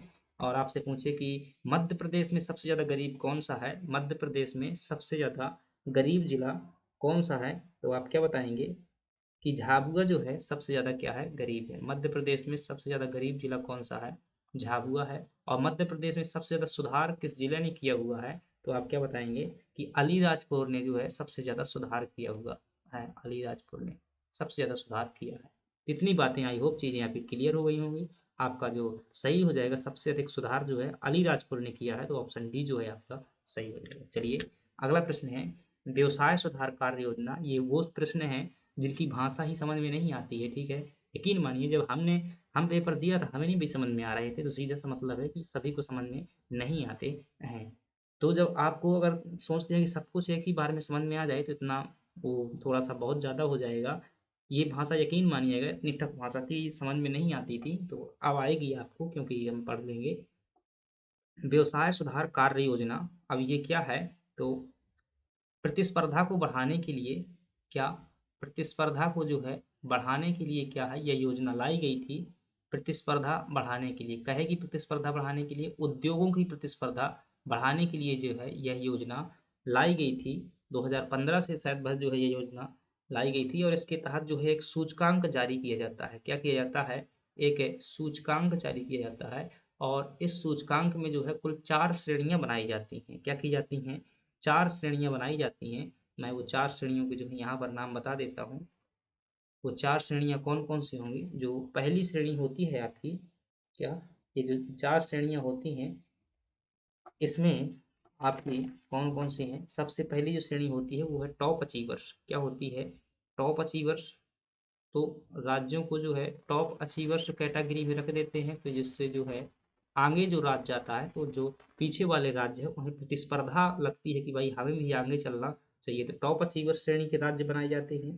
फिर जो है अचीवर्स श्रेणी के राज्य बनाए जाते हैं। क्या? अचीवर्स।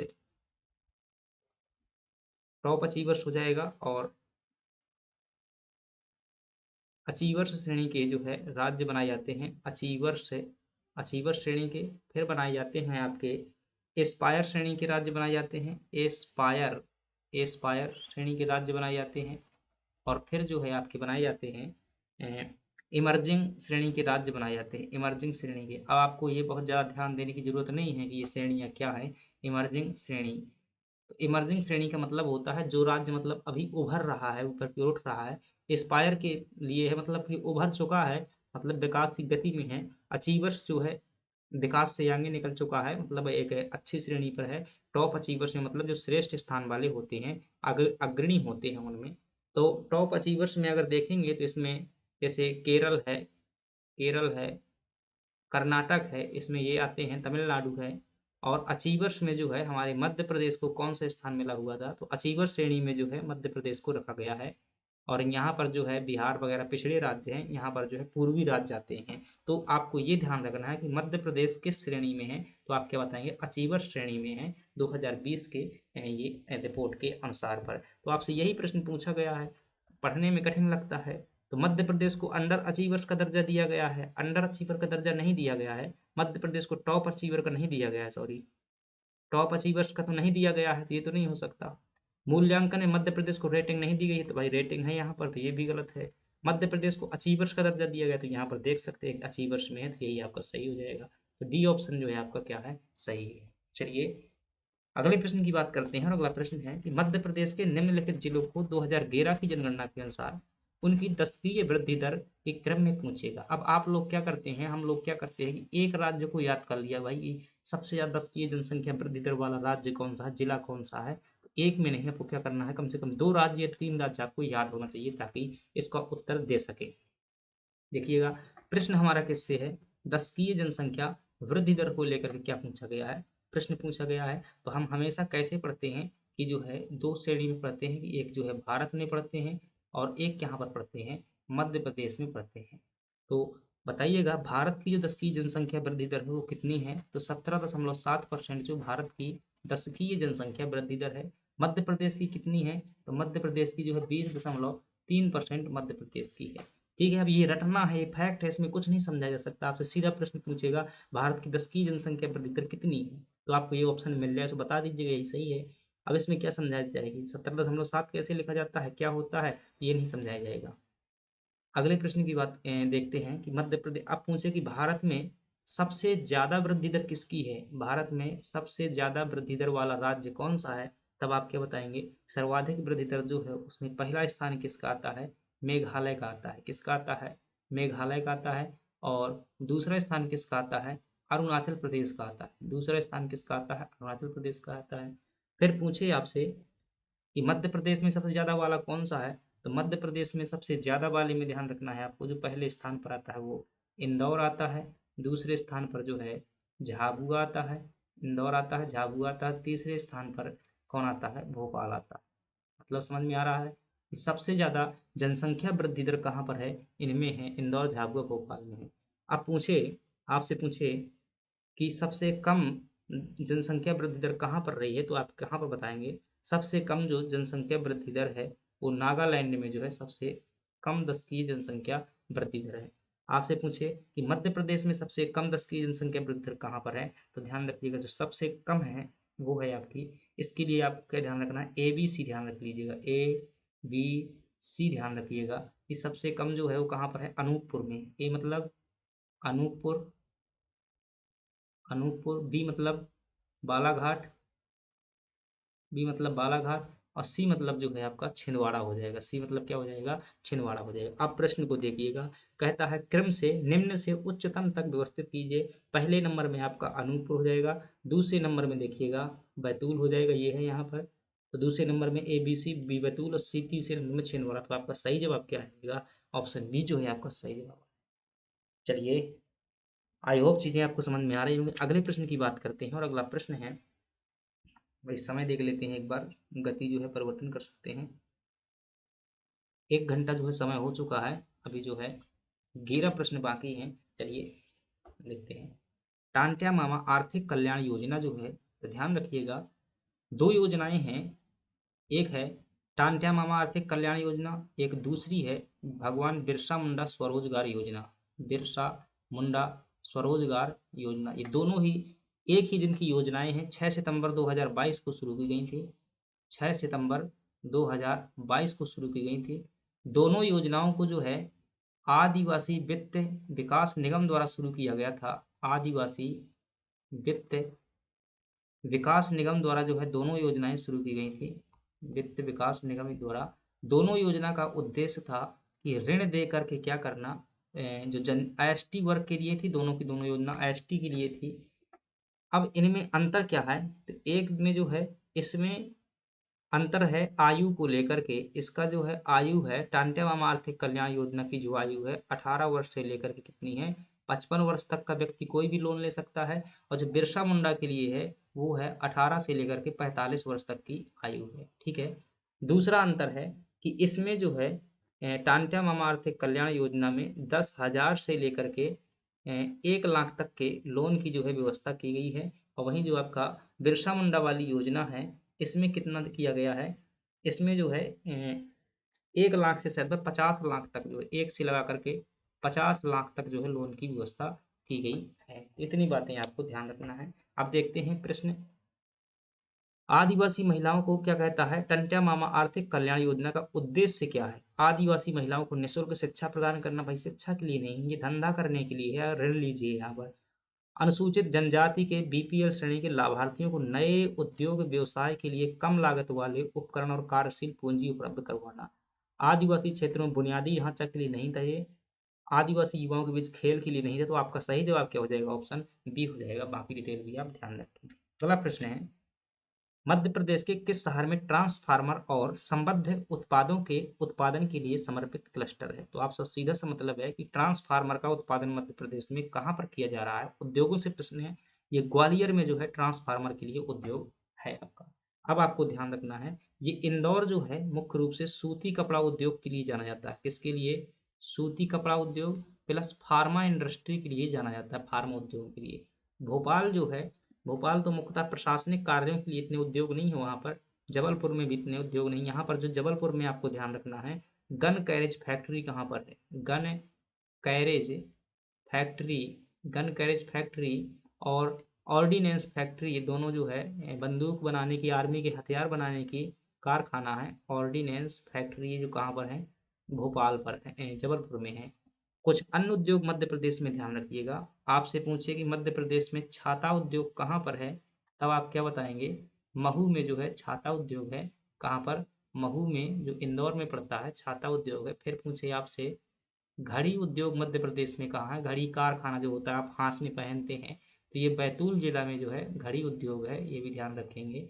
फिर आपसे पूछे मध्य प्रदेश में साइकिल उद्योग कहाँ पर है? साइकिल जो बनती है, तो ये गुना जिले में जो है साइकिल उद्योग है, ये ध्यान रखेंगे। आपसे पूछे कि जो ऑप्टिकल फाइबर कारखाना है, कौन सा? ऑप्टिकल ऑप्टिकल फाइबर का कारखाना है, ये कहाँ पर है? ऑप्टिकल फाइबर कारखाना, फाइबर ऑप्टिकल फाइबर जो कारखाना है, ये मंडी द्वीप रायसेन में पड़ता है। मंडी द्वीप में पड़ता है। तो इतनी बातें ध्यान रखिएगा। अगला प्रश्न है, उच्चतम न्यायालय के न्यायाधीशों की अधिकतम आयु कितनी है? देखिए, जब उच्चतम न्यायालय के न्यायाधीशों की अधिकतम आयु पूछे, तो ये प्रश्न का जो उत्तर है आपका कौन सा है? 62 वर्ष जो है। 62 वर्ष में हाई कोर्ट के न्यायाधीश क्या हो जाते हैं? रिटायर्ड हो जाते हैं। अब हाई कोर्ट संबंधी जो है आपसे प्रश्न कई पूछे जाते हैं, उनको ध्यान रखिएगा। आपसे पूछे कि भारतीय संविधान में कहाँ हाई कोर्ट का उल्लेख किया गया है, तो आप क्या बताएंगे? भारतीय संविधान के भाग 6 में ये बातें लिखी हुई हैं और भाग 6 के अंतर्गत बहुत से अनुच्छेद हैं, उनमें ये बातें लिखी हुई हैं। तो कुछ बातें ध्यान रखिएगा, कुछ आर्टिकल जो सीधे-सीधे आ जाते हैं। एक आर्टिकल आपसे 2014 214 को लेकर के पूछे, 215 को लेकर के पूछे, एक जो है तो 16 रहने दीजिए, 17 रहने दीजिए, 18 रहने दीजिए, 19 को लेकर के पूछा जाता है, 219 222 को लेकर के प्रश्न पूछा जाता है, 226 को लेकर के प्रश्न पूछा जाता है। और चलिए इतने आर्टिकल आपको ध्यान रखना है। प्रत्येक में क्या-क्या प्रावधान है? आपसे पूछे कि हाई कोर्ट का जो है एक हाई कोर्ट होगा उसका प्रावधान कहाँ पर किया गया है? हाई कोर्ट का प्रावधान तो 214 में है, ठीक है। 215 में क्या बात कही गई है? तो ध्यान रखिएगा, बहुत महत्वपूर्ण है। जो हाई कोर्ट है एक क्या होगा? अभिलेख न्यायालय होगा। क्या होगा? एक जो है हाई कोर्ट क्या होगा? अभिलेख न्यायालय के रूप में मान्यता प्रदान की गई हो। किस अनुच्छेद में है? अनुच्छेद 215 में है। 219 में है हाई कोर्ट के न्यायाधीशों को जो है शपथ की चर्चा की गई है कि हाई कोर्ट के न्यायाधीश के शपथ का प्रावधान कहाँ है? 219 में। 222 में क्या है? हाई कोर्ट के जो जज होते हैं, यानी कि क्या होते हैं, जो हाई कोर्ट के जज होते हैं उनका स्थानांतरण की चर्चा की गई है और स्थानांतरण जो है भारत के राष्ट्रपति करते हैं। ये प्रश्न पिछली बार आया हुआ था। 226 में है कि अगर हाई कोर्ट में आपको लगता है कोई कानून गलत है तो उसमें क्या कर सकते हैं? रिट लगा सकते हैं। रिट लगाने का अधिकार जो है अनुच्छेद 226 में है और इसी के तहत कई लोग एमपीपीएससी में गलत प्रश्नों को लेकर के हाई कोर्ट में रिट लगाते हैं। इतनी चीजें आपको ध्यान रखनी। चलिए अगले प्रश्न की बात करते हैं।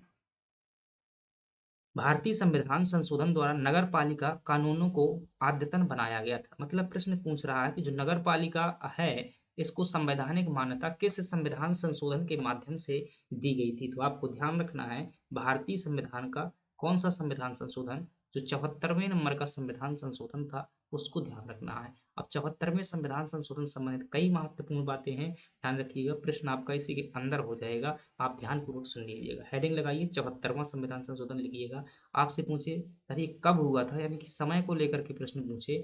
आपसे पूछे कि संविधान में कौन सा भाग जोड़ा गया था, नया भाग। आपसे पूछे संविधान में कौन सी अनुसूची जोड़ी गई थी नगर पालिका के लिए। आपसे पूछे कि नगर जो पालिका है इनके 3 स्तर कौन से होंगे, कितने स्तर होंगे? 3 होंगे। कौन कौन से होंगे भी देखेंगे।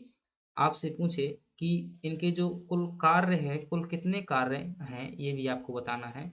और आपसे पूछे कि जो नगर पालिकाएं हैं इनमें आरक्षण का प्रावधान किस अनुच्छेद में है। आपसे पूछे कि जो नगर पालिकाएं हैं इनका चुनाव जो है किस अनुच्छेद में बात की गई है, चुनाव किस अनुच्छेद के तहत होगा, निर्वाचन। अब चलिए इनके जवाब देख लेते हैं। समय पूछे तो ये 1992 में जो है 74वां संविधान संशोधन किया गया था और भारतीय संविधान में एक नया भाग 9A जोड़ा गया था। कई बार ये सभी प्रश्न पूछे हुए हैं, याद रखिएगा। आपसे प्रश्न पूछता है कि किस भाग में जो है नगर पालिकाओं का प्रावधान है, तो भाग 9A में है और ये 1992 में ये 74वां संविधान संशोधन किया गया था। अब अगर आपको ये नहीं पता कि जब भी कोई भी संविधान संशोधन किया जाता है ना तो संविधान में परिवर्तन होता है। अब परिवर्तन में या तो कुछ चीज हटाई जाएगी, क्या होगा जब कोई भी संशोधन होता है ना, संविधान में संशोधन होता है तो संविधान में क्या हो जाता है? परिवर्तन हो जाता है। क्या होता है? परिवर्तन होता है। अब परिवर्तन में या तो कुछ बातें हटाई जाएंगी संविधान से या तो फिर जोड़ी जाएंगी। तो अधिकांश बार जो है चीजों को जोड़ा जाता है। तो ये 74वां संविधान संशोधन हुआ तो ये बातें संविधान में जोड़ी गई थी। अनुसूची की बात करते हैं तो भारतीय संविधान में 12वीं अनुसूची जोड़ी गई थी। कौन सी अनुसूची? 12वीं अनुसूची जोड़ी गई थी। और आपसे पूछे कि कितने स्तर थे नगर पालिका के? 3 स्तर होते हैं। एक होता है सबसे जो ऊपर होता है उसे क्या कहते हैं? नगर निगम कहते हैं। ये महानगर स्तर पर होता है, जैसे इंदौर नगर निगम। और फिर जो है थोड़ी सी जो बड़े शहर होते हैं वहां पर क्या होती है? नगर पालिकाएं होती हैं। नगर क्या बोलते हैं भाई? हाँ, नगर पालिका बोलते हैं। नगर पालिका बोलते हैं। और जो सबसे निम्न स्तर पर होती है उसे नगर पंचायत कहा जाता है। क्या कहा जाता है? नगर पंचायत कहा जाता है। या यूं कह सकते हैं नगर परिषद भी इसी को कह देते हैं। क्या कहते हैं? नगर परिषद भी कह दिया जाता है। इनका कार्य जो है कुल ध्यान रखिएगा 18 कार्य होते हैं। इनके क्या होते हैं? 18 कार्य हैं जो कि कहाँ पर लिखे हुए हैं? ये 12वीं अनुसूची में जो है ये 18 कार्य लिखे हुए हैं। आरक्षण जो नगर पालिका में आरक्षण है वो अनुच्छेद 243 टी के तहत जो है आरक्षण प्रदान किया गया है। इनका जो चुनाव है तो ध्यान रखिएगा इनका चुनाव अनुच्छेद 243 जेड ए के तहत जो है राज्य निर्वाचन आयोग द्वारा इनका चुनाव करवाया जाता है। तो आपका सही जवाब क्या होगा? 74वें संविधान संशोधन के माध्यम से नगर पालिका को जो है लागू किया गया था कानूनी रूप से। चलिए अगले प्रश्न की बात करते हैं। भारत में स्थानीय स्वशासन के जनक कौन है? तो थोड़ा सा इसका इतिहास देखेंगे। तो जब हम स्थानीय स्वशासन की बात करते हैं, स्वशासन का मतलब क्या होता है? जब स्वयं शासन करे तो उसे क्या कहते हैं? स्वशासन कहते हैं। स्वयं का मतलब क्या है? अब आगे शब्द स्थानीय लगा हुआ है, तो स्थानीय स्तर के जब लोग स्वयं शासन करते हैं तो उसे स्थानीय स्वशासन कहा जाता है। सीधा सा मतलब है वर्तमान लेवल पर पंचायती राज से है।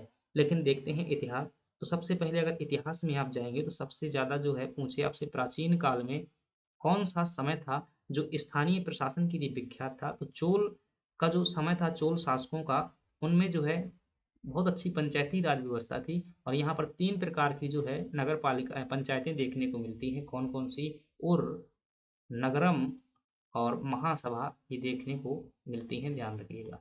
और जब आगे चल कर के हम कहाँ आते हैं, विजयनगर साम्राज्य में आते हैं, तो इसी प्रकार की जो स्थानीय स्तर की व्यवस्था थी विजयनगर साम्राज्य में, उसे क्या कहा जाता था? आयंगर व्यवस्था कहा जाता था। क्या कहते थे?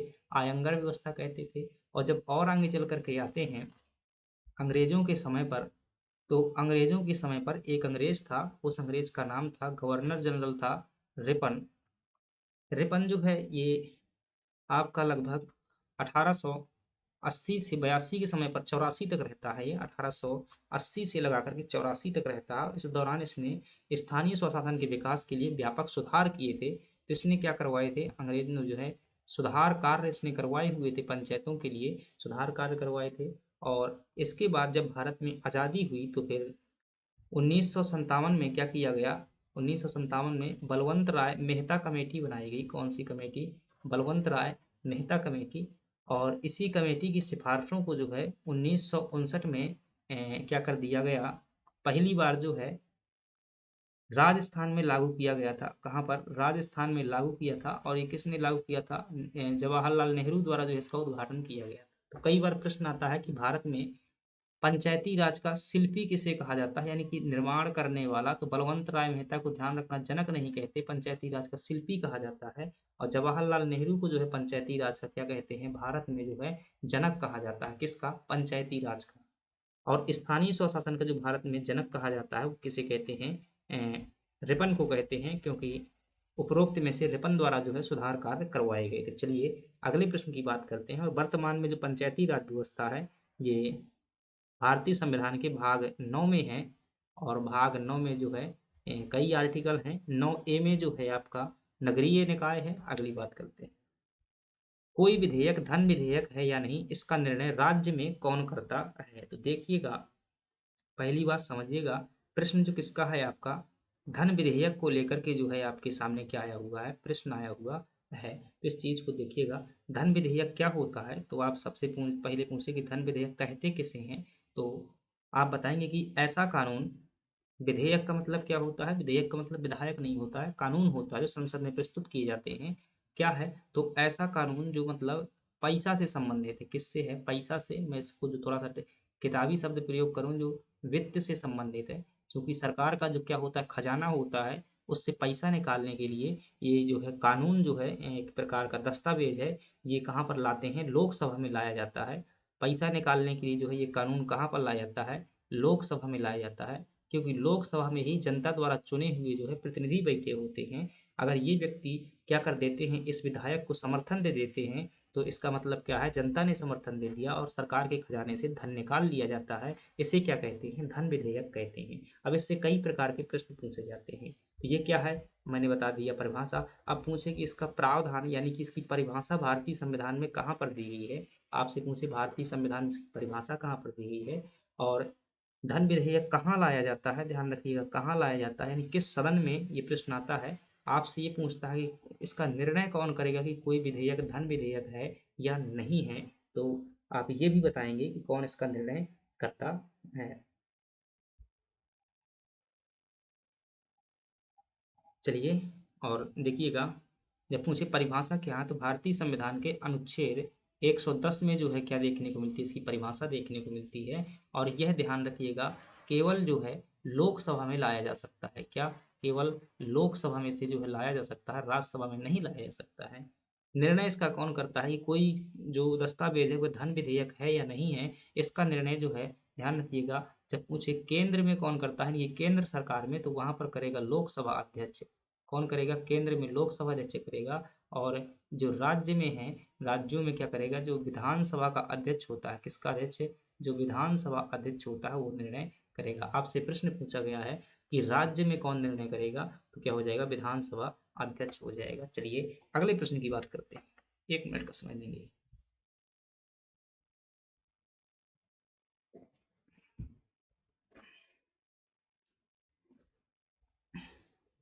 अगला प्रश्न है हमारे पास में कि निम्नलिखित में से मध्य प्रदेश विधानसभा के प्रथम अध्यक्ष कौन थे? तो देखिए यहाँ से प्रश्न कई प्रकार के बनते हैं। मध्य प्रदेश विधानसभा पूछे, सबसे पहली बात पूछे विधानसभा, जानते हैं ना आप, जो मध्य प्रदेश में कानून बनाने वाली सरकार है उसे क्या कहा जाता है? विधानसभा कहा जाता है। और विधानसभा के जो सदस्य कौन होते हैं, जिन्हें आप सामान्य भाषा में विधायक जी कहते हैं, वो क्या होते हैं? इसके सदस्य होते हैं। और सदस्य कुल कितने हैं मध्य प्रदेश की विधानसभा में? तो आप क्या कहेंगे? 230 सदस्य हैं। और जब मध्य प्रदेश विभाजन नहीं हुआ था, तो यानी कि विभाजन से पहले कितने थे? 320 जो है विभाजन के पूर्व थे, याद रखिएगा।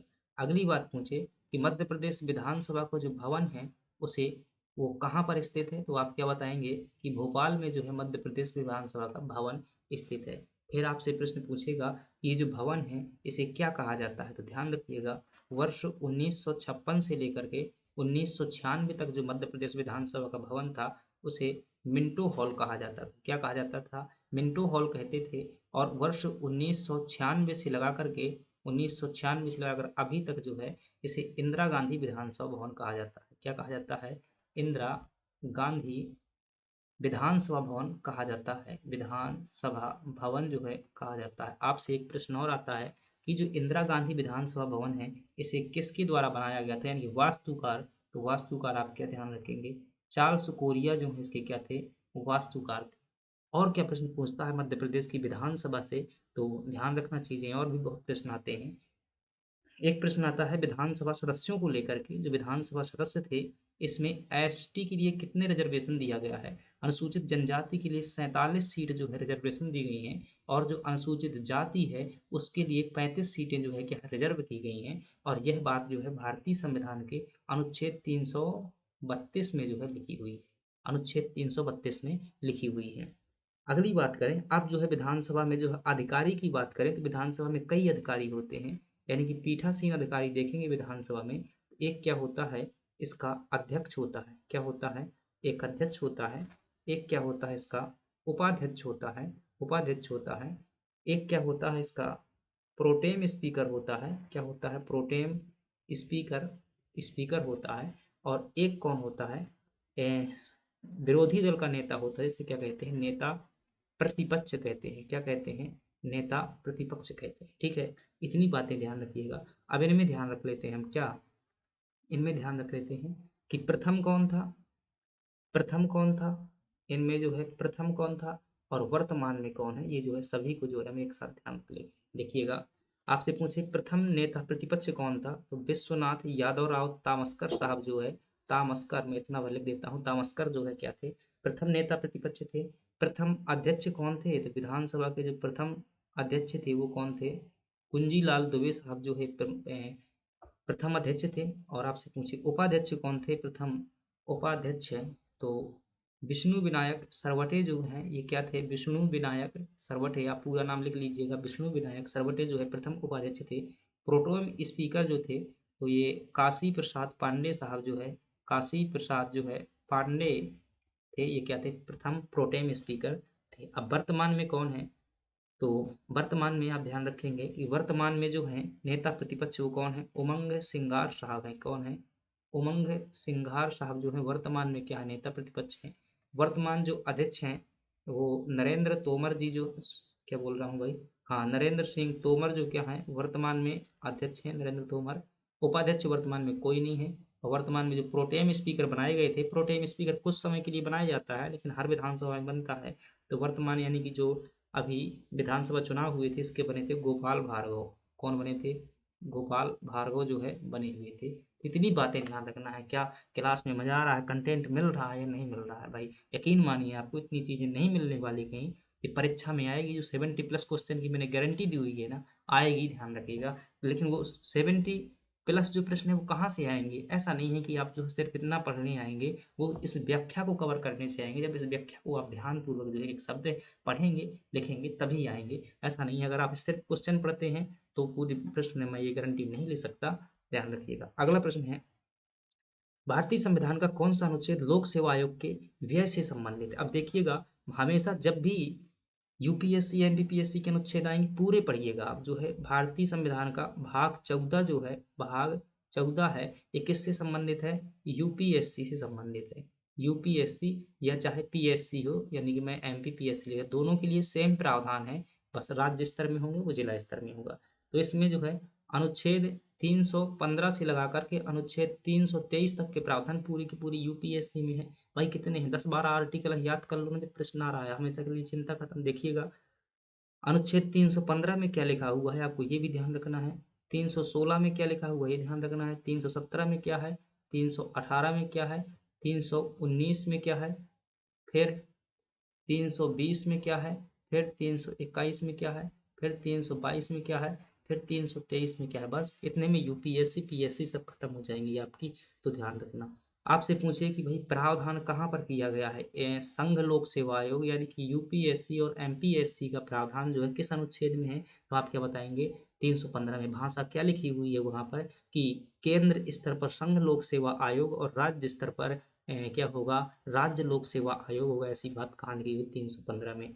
फिर आपसे पूछे नियुक्ति एवं कार्यकाल के बारे में कहाँ बताया गया है? नियुक्ति प्लस कार्यकाल के बारे में जो है ये आपका बताया गया है 316 में बताया गया है। फिर बर्खास्त करने के लिए जो भाई ये आयोग होंगे, इनके अध्यक्ष सदस्य भी तो होते हैं ना, तो इन्हें जो है बर्खास्त करने के लिए बात जो है अनुच्छेद 17 में की गई है। 318 में कहा गया है कि इनकी सेवा शर्तें क्या होंगी, ये कब तक पद पर बने रहेंगे, क्या कंडीशन होगी, उनके बारे में बताया गया है। 319 में बताया गया है कि इनके जो है, क्या बात कर रहे हैं भाई, 319 में जो बताया गया है सेवानिवृत्ति के बाद की स्थिति बताई गई है। क्या बताई गई है? सेवानिवृत्ति की बात। जैसे कि इनका 62 वर्ष में कार्य काल खत्म हो जाएगा, तो उसके बाद क्या होगा, ये कहीं नौकरी कर सकते हैं क्या? तो कहीं नौकरी नहीं कर सकते हैं। हालांकि जैसे मध्य एमपीपीएससी के सदस्य हैं तो वो यूपीएससी में अध्यक्ष बन सकते हैं। अनुच्छेद 320 में बताया गया है कि इनके कार्य क्या होंगे। क्या बताया गया है? कार्य क्या होंगे? जो यूपीएससी है एमपीपीएससी है, अनुच्छेद 321 में कहा गया है कि अगर जरूरत पड़ी तो इन कार्यों का क्या किया जा सकता है, विस्तार किया भी जा सकता है। तो कार्य विस्तार के बारे में 322 में बताया गया कि आयोग का खर्च जो है कहाँ से मिलेगा, कौन देगा, ये बताया गया है। और 323 में बताया गया है कि आयोग जो है अपनी रिपोर्ट किसको देगा। तो ये सभी बातें मैंने बता दी हुई हैं। अब बताइएगा प्रश्न क्या पूछा गया है, जो भी हो बता दो आप। कि व्यय से संबंधित, व्यय मतलब क्या होता है? खर्चा। और खर्चा के लिए कौन सा आर्टिकल है, तो आप क्या बताएंगे? अनुच्छेद 322 में। 322 कहाँ है, लगा दीजिएगा। 323 में क्या है? रिपोर्ट। 321 में क्या है? कार्य विस्तार है। 320 में क्या है? कार्य है। अब जो भी पूछे पूछते रहे, तो आपको व्याख्या जो है रटनी है। चलिए अगले प्रश्न की बात करते हैं। नीति और योजना आयोग के स्थान पर क्या कह रहा है भाई, नीति आयोग जो है योजना आयोग के स्थान पर कब गठित किया गया है? तो 1950 में जो है योजना आयोग का निर्माण किया जाता है। कब? 1950 में केसी नियोगी समिति की सिफारिश पर किया जाता है। अब यह योजना आयोग आगे चल करके क्या होता है, नीति आयोग में बदल जाता है। तो नीति आयोग, नीति आयोग, तो नीति आयोग के बारे में बातें ध्यान रखिएगा। आपसे पूछे ये कब आया हुआ था, तो 1 जनवरी 2015 को जो है नीति आयोग की स्थापना होती है। और इसे जो है भारत का क्या कहते हैं, इसे भारत का जो है थिंक टैंक भी कहा जाता है। क्या कहा जाता है? थिंक टैंक भी कहा जाता है। आपसे पूछे इसमें कौन कौन होता है, तो इसमें सर जी आपका अध्यक्ष होता है, इसमें जो है आपका उपाध्यक्ष होता है, इसमें जो है क्या होते हैं, कई सदस्य होते हैं, और इसमें क्या होता है, सीईओ होता है। ये क्या है? आपका नीति आयोग है। अब प्रश्न आपसे क्या बनता है, एक तो स्थापना को लेकर के प्रश्न बनता है, कब की गई थी, तो आप पहली बात ये ध्यान रखिएगा। दूसरा बनता है किसका अध्यक्ष कौन होता है, तो ध्यान रखिएगा प्रधानमंत्री होता है। जो भी भारत का प्रधानमंत्री होगा वो क्या होगा, नीति आयोग का अध्यक्ष होगा। उपाध्यक्ष कौन होता है, तो प्रधानमंत्री द्वारा जो है नियुक्त व्यक्ति होता है। तो इससे दो प्रश्न पूछे गए हैं। एक पूछा गया है उपाध्यक्ष को लेकर जो है, दो तीन प्रश्न पूछे जाते हैं। इसकी नियुक्ति किसके द्वारा की जाती है, एक प्रश्न ये पूछा गया है आपसे, इसकी नियुक्ति किसके द्वारा की जाती है, तो प्रधानमंत्री द्वारा इसकी नियुक्ति की जाती है। और जो उपाध्यक्ष होता है इसका दर्जा किसके बराबर होता है, तो जो कैबिनेट मंत्री होता है, कैबिनेट मंत्री के बराबर जो क्या होता है इसका दर्जा होता है। और वर्तमान जो है, वर्तमान में उपाध्यक्ष कौन है, तो ध्यान रखिएगा सुमन बेरी साहब जो क्या है वर्तमान में उपाध्यक्ष हैं, सुमन बेरी। और वर्तमान में इसके सीईओ कौन है, वर्तमान में अध्यक्ष कौन होंगे, नरेंद्र मोदी इसके वर्तमान में अध्यक्ष होंगे। और जो वर्तमान में सीईओ हैं तो वो हैं आपके बी आर सुब्रमण्यम, सुब्रमण्यम जो है इसके वर्तमान में क्या है, सीईओ है। तो इतनी चीजें ध्यान रखिए। क्या पूछा है, कब आया हुआ था, तो 1 जनवरी 2015 को आया हुआ था। तो आपका सही जवाब क्या हो जाएगा, 1 जनवरी 2015। चलिए अगला प्रश्न है, 12वें वित्त आयोग के अध्यक्ष कौन थे, तो आपको ध्यान रखना है प्रश्न आपसे किससे पूछा जा रहा है, वित्त आयोग से। तो पहले ये देखिएगा कि जो वित्त आयोग है इसका गठन कौन करता है, क्या करता है, इसका गठन कौन करता है, तो आप क्या बताएंगे, राष्ट्रपति द्वारा जो है वित्त आयोग का गठन किया जाता है। कहो अपनी मर्जी से करता है, कहीं संविधान में लिखा हुआ है, तो इसका प्रावधान कहाँ पर है, तो आप ध्यान रखिएगा जो भारतीय संविधान का अनुच्छेद 280 है उसमें क्या किया गया है, प्रावधान किया गया है। फिर आपसे पूछे क्या हर साल गठित किया जाता है, तो ध्यान रखिएगा इसका गठन जो है 5 वर्षों में किया गया था, किया जाता है। तो आपसे पूछेंगे कि 5 वर्षों में, तो अभी तक जो है लगभग 16 वित्त आयोग गठित किए जा चुके हैं। कितने, 16 वित्त आयोग गठित किए जा चुके हैं। तो आपसे प्रश्न आता है कि प्रथम वित्त आयोग के जो है प्रथम अध्यक्ष कौन थे, पहली बार वित्त आयोग गठित किया गया था। तो आप बताएंगे कि केसी नियोगी साहब जो है प्रथम वित्त आयोग के क्या थे, अध्यक्ष थे। तो आप कहेंगे जो वर्तमान में जो वित्त आयोग चल रहा है उसके अध्यक्ष कौन है, तब आप क्या बताएंगे, करंट अफेयर भाई एक साथ हो रहा है। वर्तमान में जो अध्यक्ष हैं उनका नाम है क्या अरविंद पनगुड़िया जो हैं, जो पहले कभी नीति आयोग के उपाध्यक्ष रहे थे, अरविंद पनगड़िया साहब जो हैं इसके क्या हैं, वर्तमान में जो है वित्त आयोग के अध्यक्ष हैं। अब देखिएगा प्रश्न थोड़ा सा कठिन लेवल का प्रश्न है, क्योंकि 12वां वित्त आयोग कौन याद करता है भाई, पूरे अध्यक्ष नहीं याद किए जाते सामान्यतः। लेकिन जो है ये 12वें वित्त आयोग को लेकर के पूछा गया है। और 12वें नंबर के जो वित्त आयोग अध्यक्ष थे वो कौन थे, डॉक्टर सी रंगराजन थे। खैर आप जो है इतनी चीजें ध्यान रखिएगा, ये जो है जब सामान्य स्तर के प्रश्न आएंगे तो आपसे बनेंगे, ये थोड़ी सी अद्वितीय स्तर के प्रश्नों की श्रेणी में आते हैं। तो और ये 5% आएंगे, 100% जो है 5% ऐसे प्रश्न आते हैं जो किसी से नहीं बनते हैं। तो इन्हें देख करके बहुत चिंता नहीं करनी है, क्योंकि आपका 75 क्वेश्चन में जो है आपका सिलेक्शन हो जाना है। तो आप इतने लेकर के आइएगा, 5% के पीछे क्यों पड़े हैं। अगले प्रश्न की बात करते हैं, खाद्य संरक्षण आयोग किस अधिनियम के तहत स्थापित एक वैधानिक निकाय है। तो ध्यान रखिएगा इन पर ज्यादा फोकस नहीं करना, क्योंकि अब आयोग का सिलेबस से जो हट चुके हैं आयोग, तो समानता पढ़ लीजिएगा। इनके लिए जो कानून आया हुआ था ये 2013 का अधिनियम था, राज्य खाद्य संरक्षण आयोग। और इसके लिए मध्य प्रदेश सरकार ने जो है 2018 में जो है राज्य खाद्य संरक्षण आयोग की स्थापना की थी। तो 13 कानून है, तो आपका जो है राष्ट्रीय खाद्य सुरक्षा अधिनियम 2013 हो जाएगा। ज़्यादा गहराई मत पढ़िएगा, पढ़ लीजिएगा। अब हट चुके हैं, समानता है। अगली बात करते हैं राष्ट्रीय महिला आयोग, ये भी जो है, अब देखिए ये भी जो है कठिन स्तर का प्रश्न है, अत्यंत कठिन स्तर का प्रश्न है। अब ऐसे कौन पढ़ता है भाई कि अधिनियम है और अधिनियम के अंदर घुस करके सभी धाराएं पढ़ना, तो ये थोड़ा सा संभव नहीं होता है। तो ये भी कठिन स्तर का प्रश्न है। राष्ट्रीय महिला आयोग के कार्य का प्रावधान किसमें वर्णित है, तो आप ये कार्य पूछे जा रहे हैं। तो ये कार्य जो है आपके धारा 10 में जो है वर्णित देखने को मिलते हैं।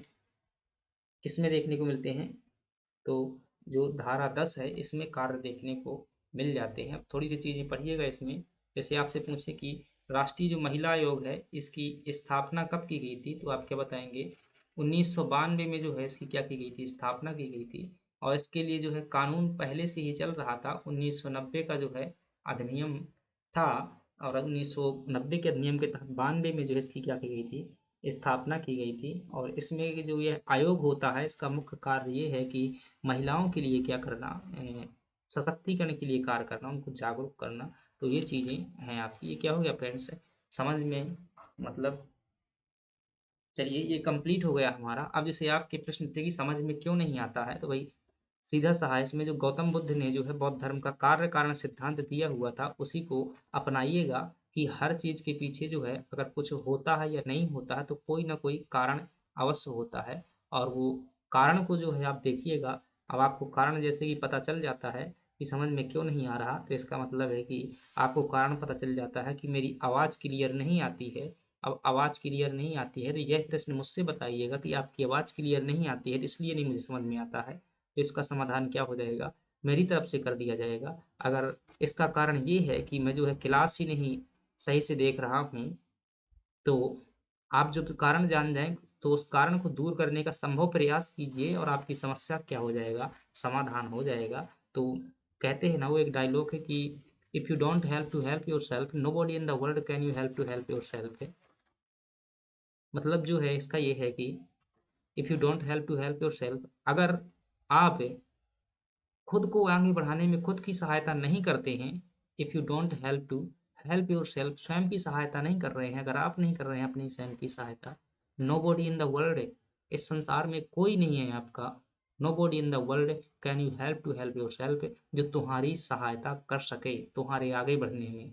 तो खुद की सहायता कीजिए और खुद से मेरी बात मानिए, खुद से कभी झूठ मत बोलिएगा। खुद से जो है कभी भी झूठ मत बोलिएगा। आज कह दिया कि भाई मैं जो है 5 घंटे पढ़ूँगा, आज से जो है बेहतर तैयारी करेंगे और जो है हम टॉप रैंक लेकर के आएँगे। तो ये जो है दुनिया से झूठ बोलिए, आप खुद से झूठ मत बोलिएगा। जो खुद से वादा कीजिएगा उसे फ़ॉलो कीजिएगा और बाकी जो है सामान्य दुनिया से थोड़ा-सा अलग जीवन बनाइएगा। अगर सामान्य व्यक्तियों से अलग बनना चाहते हैं, आप जो है एकांतता को महत्व दीजिएगा और अलग तरीके का संघर्ष जो है अपने आप को अलग बनाइएगा पहले वातावरण से, खुद को परिवर्तित कीजिएगा। अगर आप खुद में बदलाव लाना चाहते हैं, तो पहले खुद को पर्यावरण बदलिएगा, बहुत प्रभाव पड़ता है पर्यावरण का, अपने आस-पास से उन लोगों से दूर रहिएगा जो नकारात्मक आपके खिलाफ बोलते हैं। चलिए, तो फ्रेंड्स ये हमारी क्या हो गई टेस्ट सीरीज़ पूरी हो गई। अगर आप इसका जो है टेस्ट देना चाहते हैं, तो 9:30 जो है डेली टाइम रहेगा आप टेस्ट का। 9:30 पर जो है आप क्या करेंगे, जो है आप कहाँ पर जाएँगे, टेलीग्राम जो है ग्रुप जॉइन कर लेंगे और टेलीग्राम जो ग्रुप है, इसका लिंक आपको डिस्क्रिप्शन बॉक्स में मिल जाएगा। आप वहाँ से जॉइन करिए। चलिए, धन्यवाद।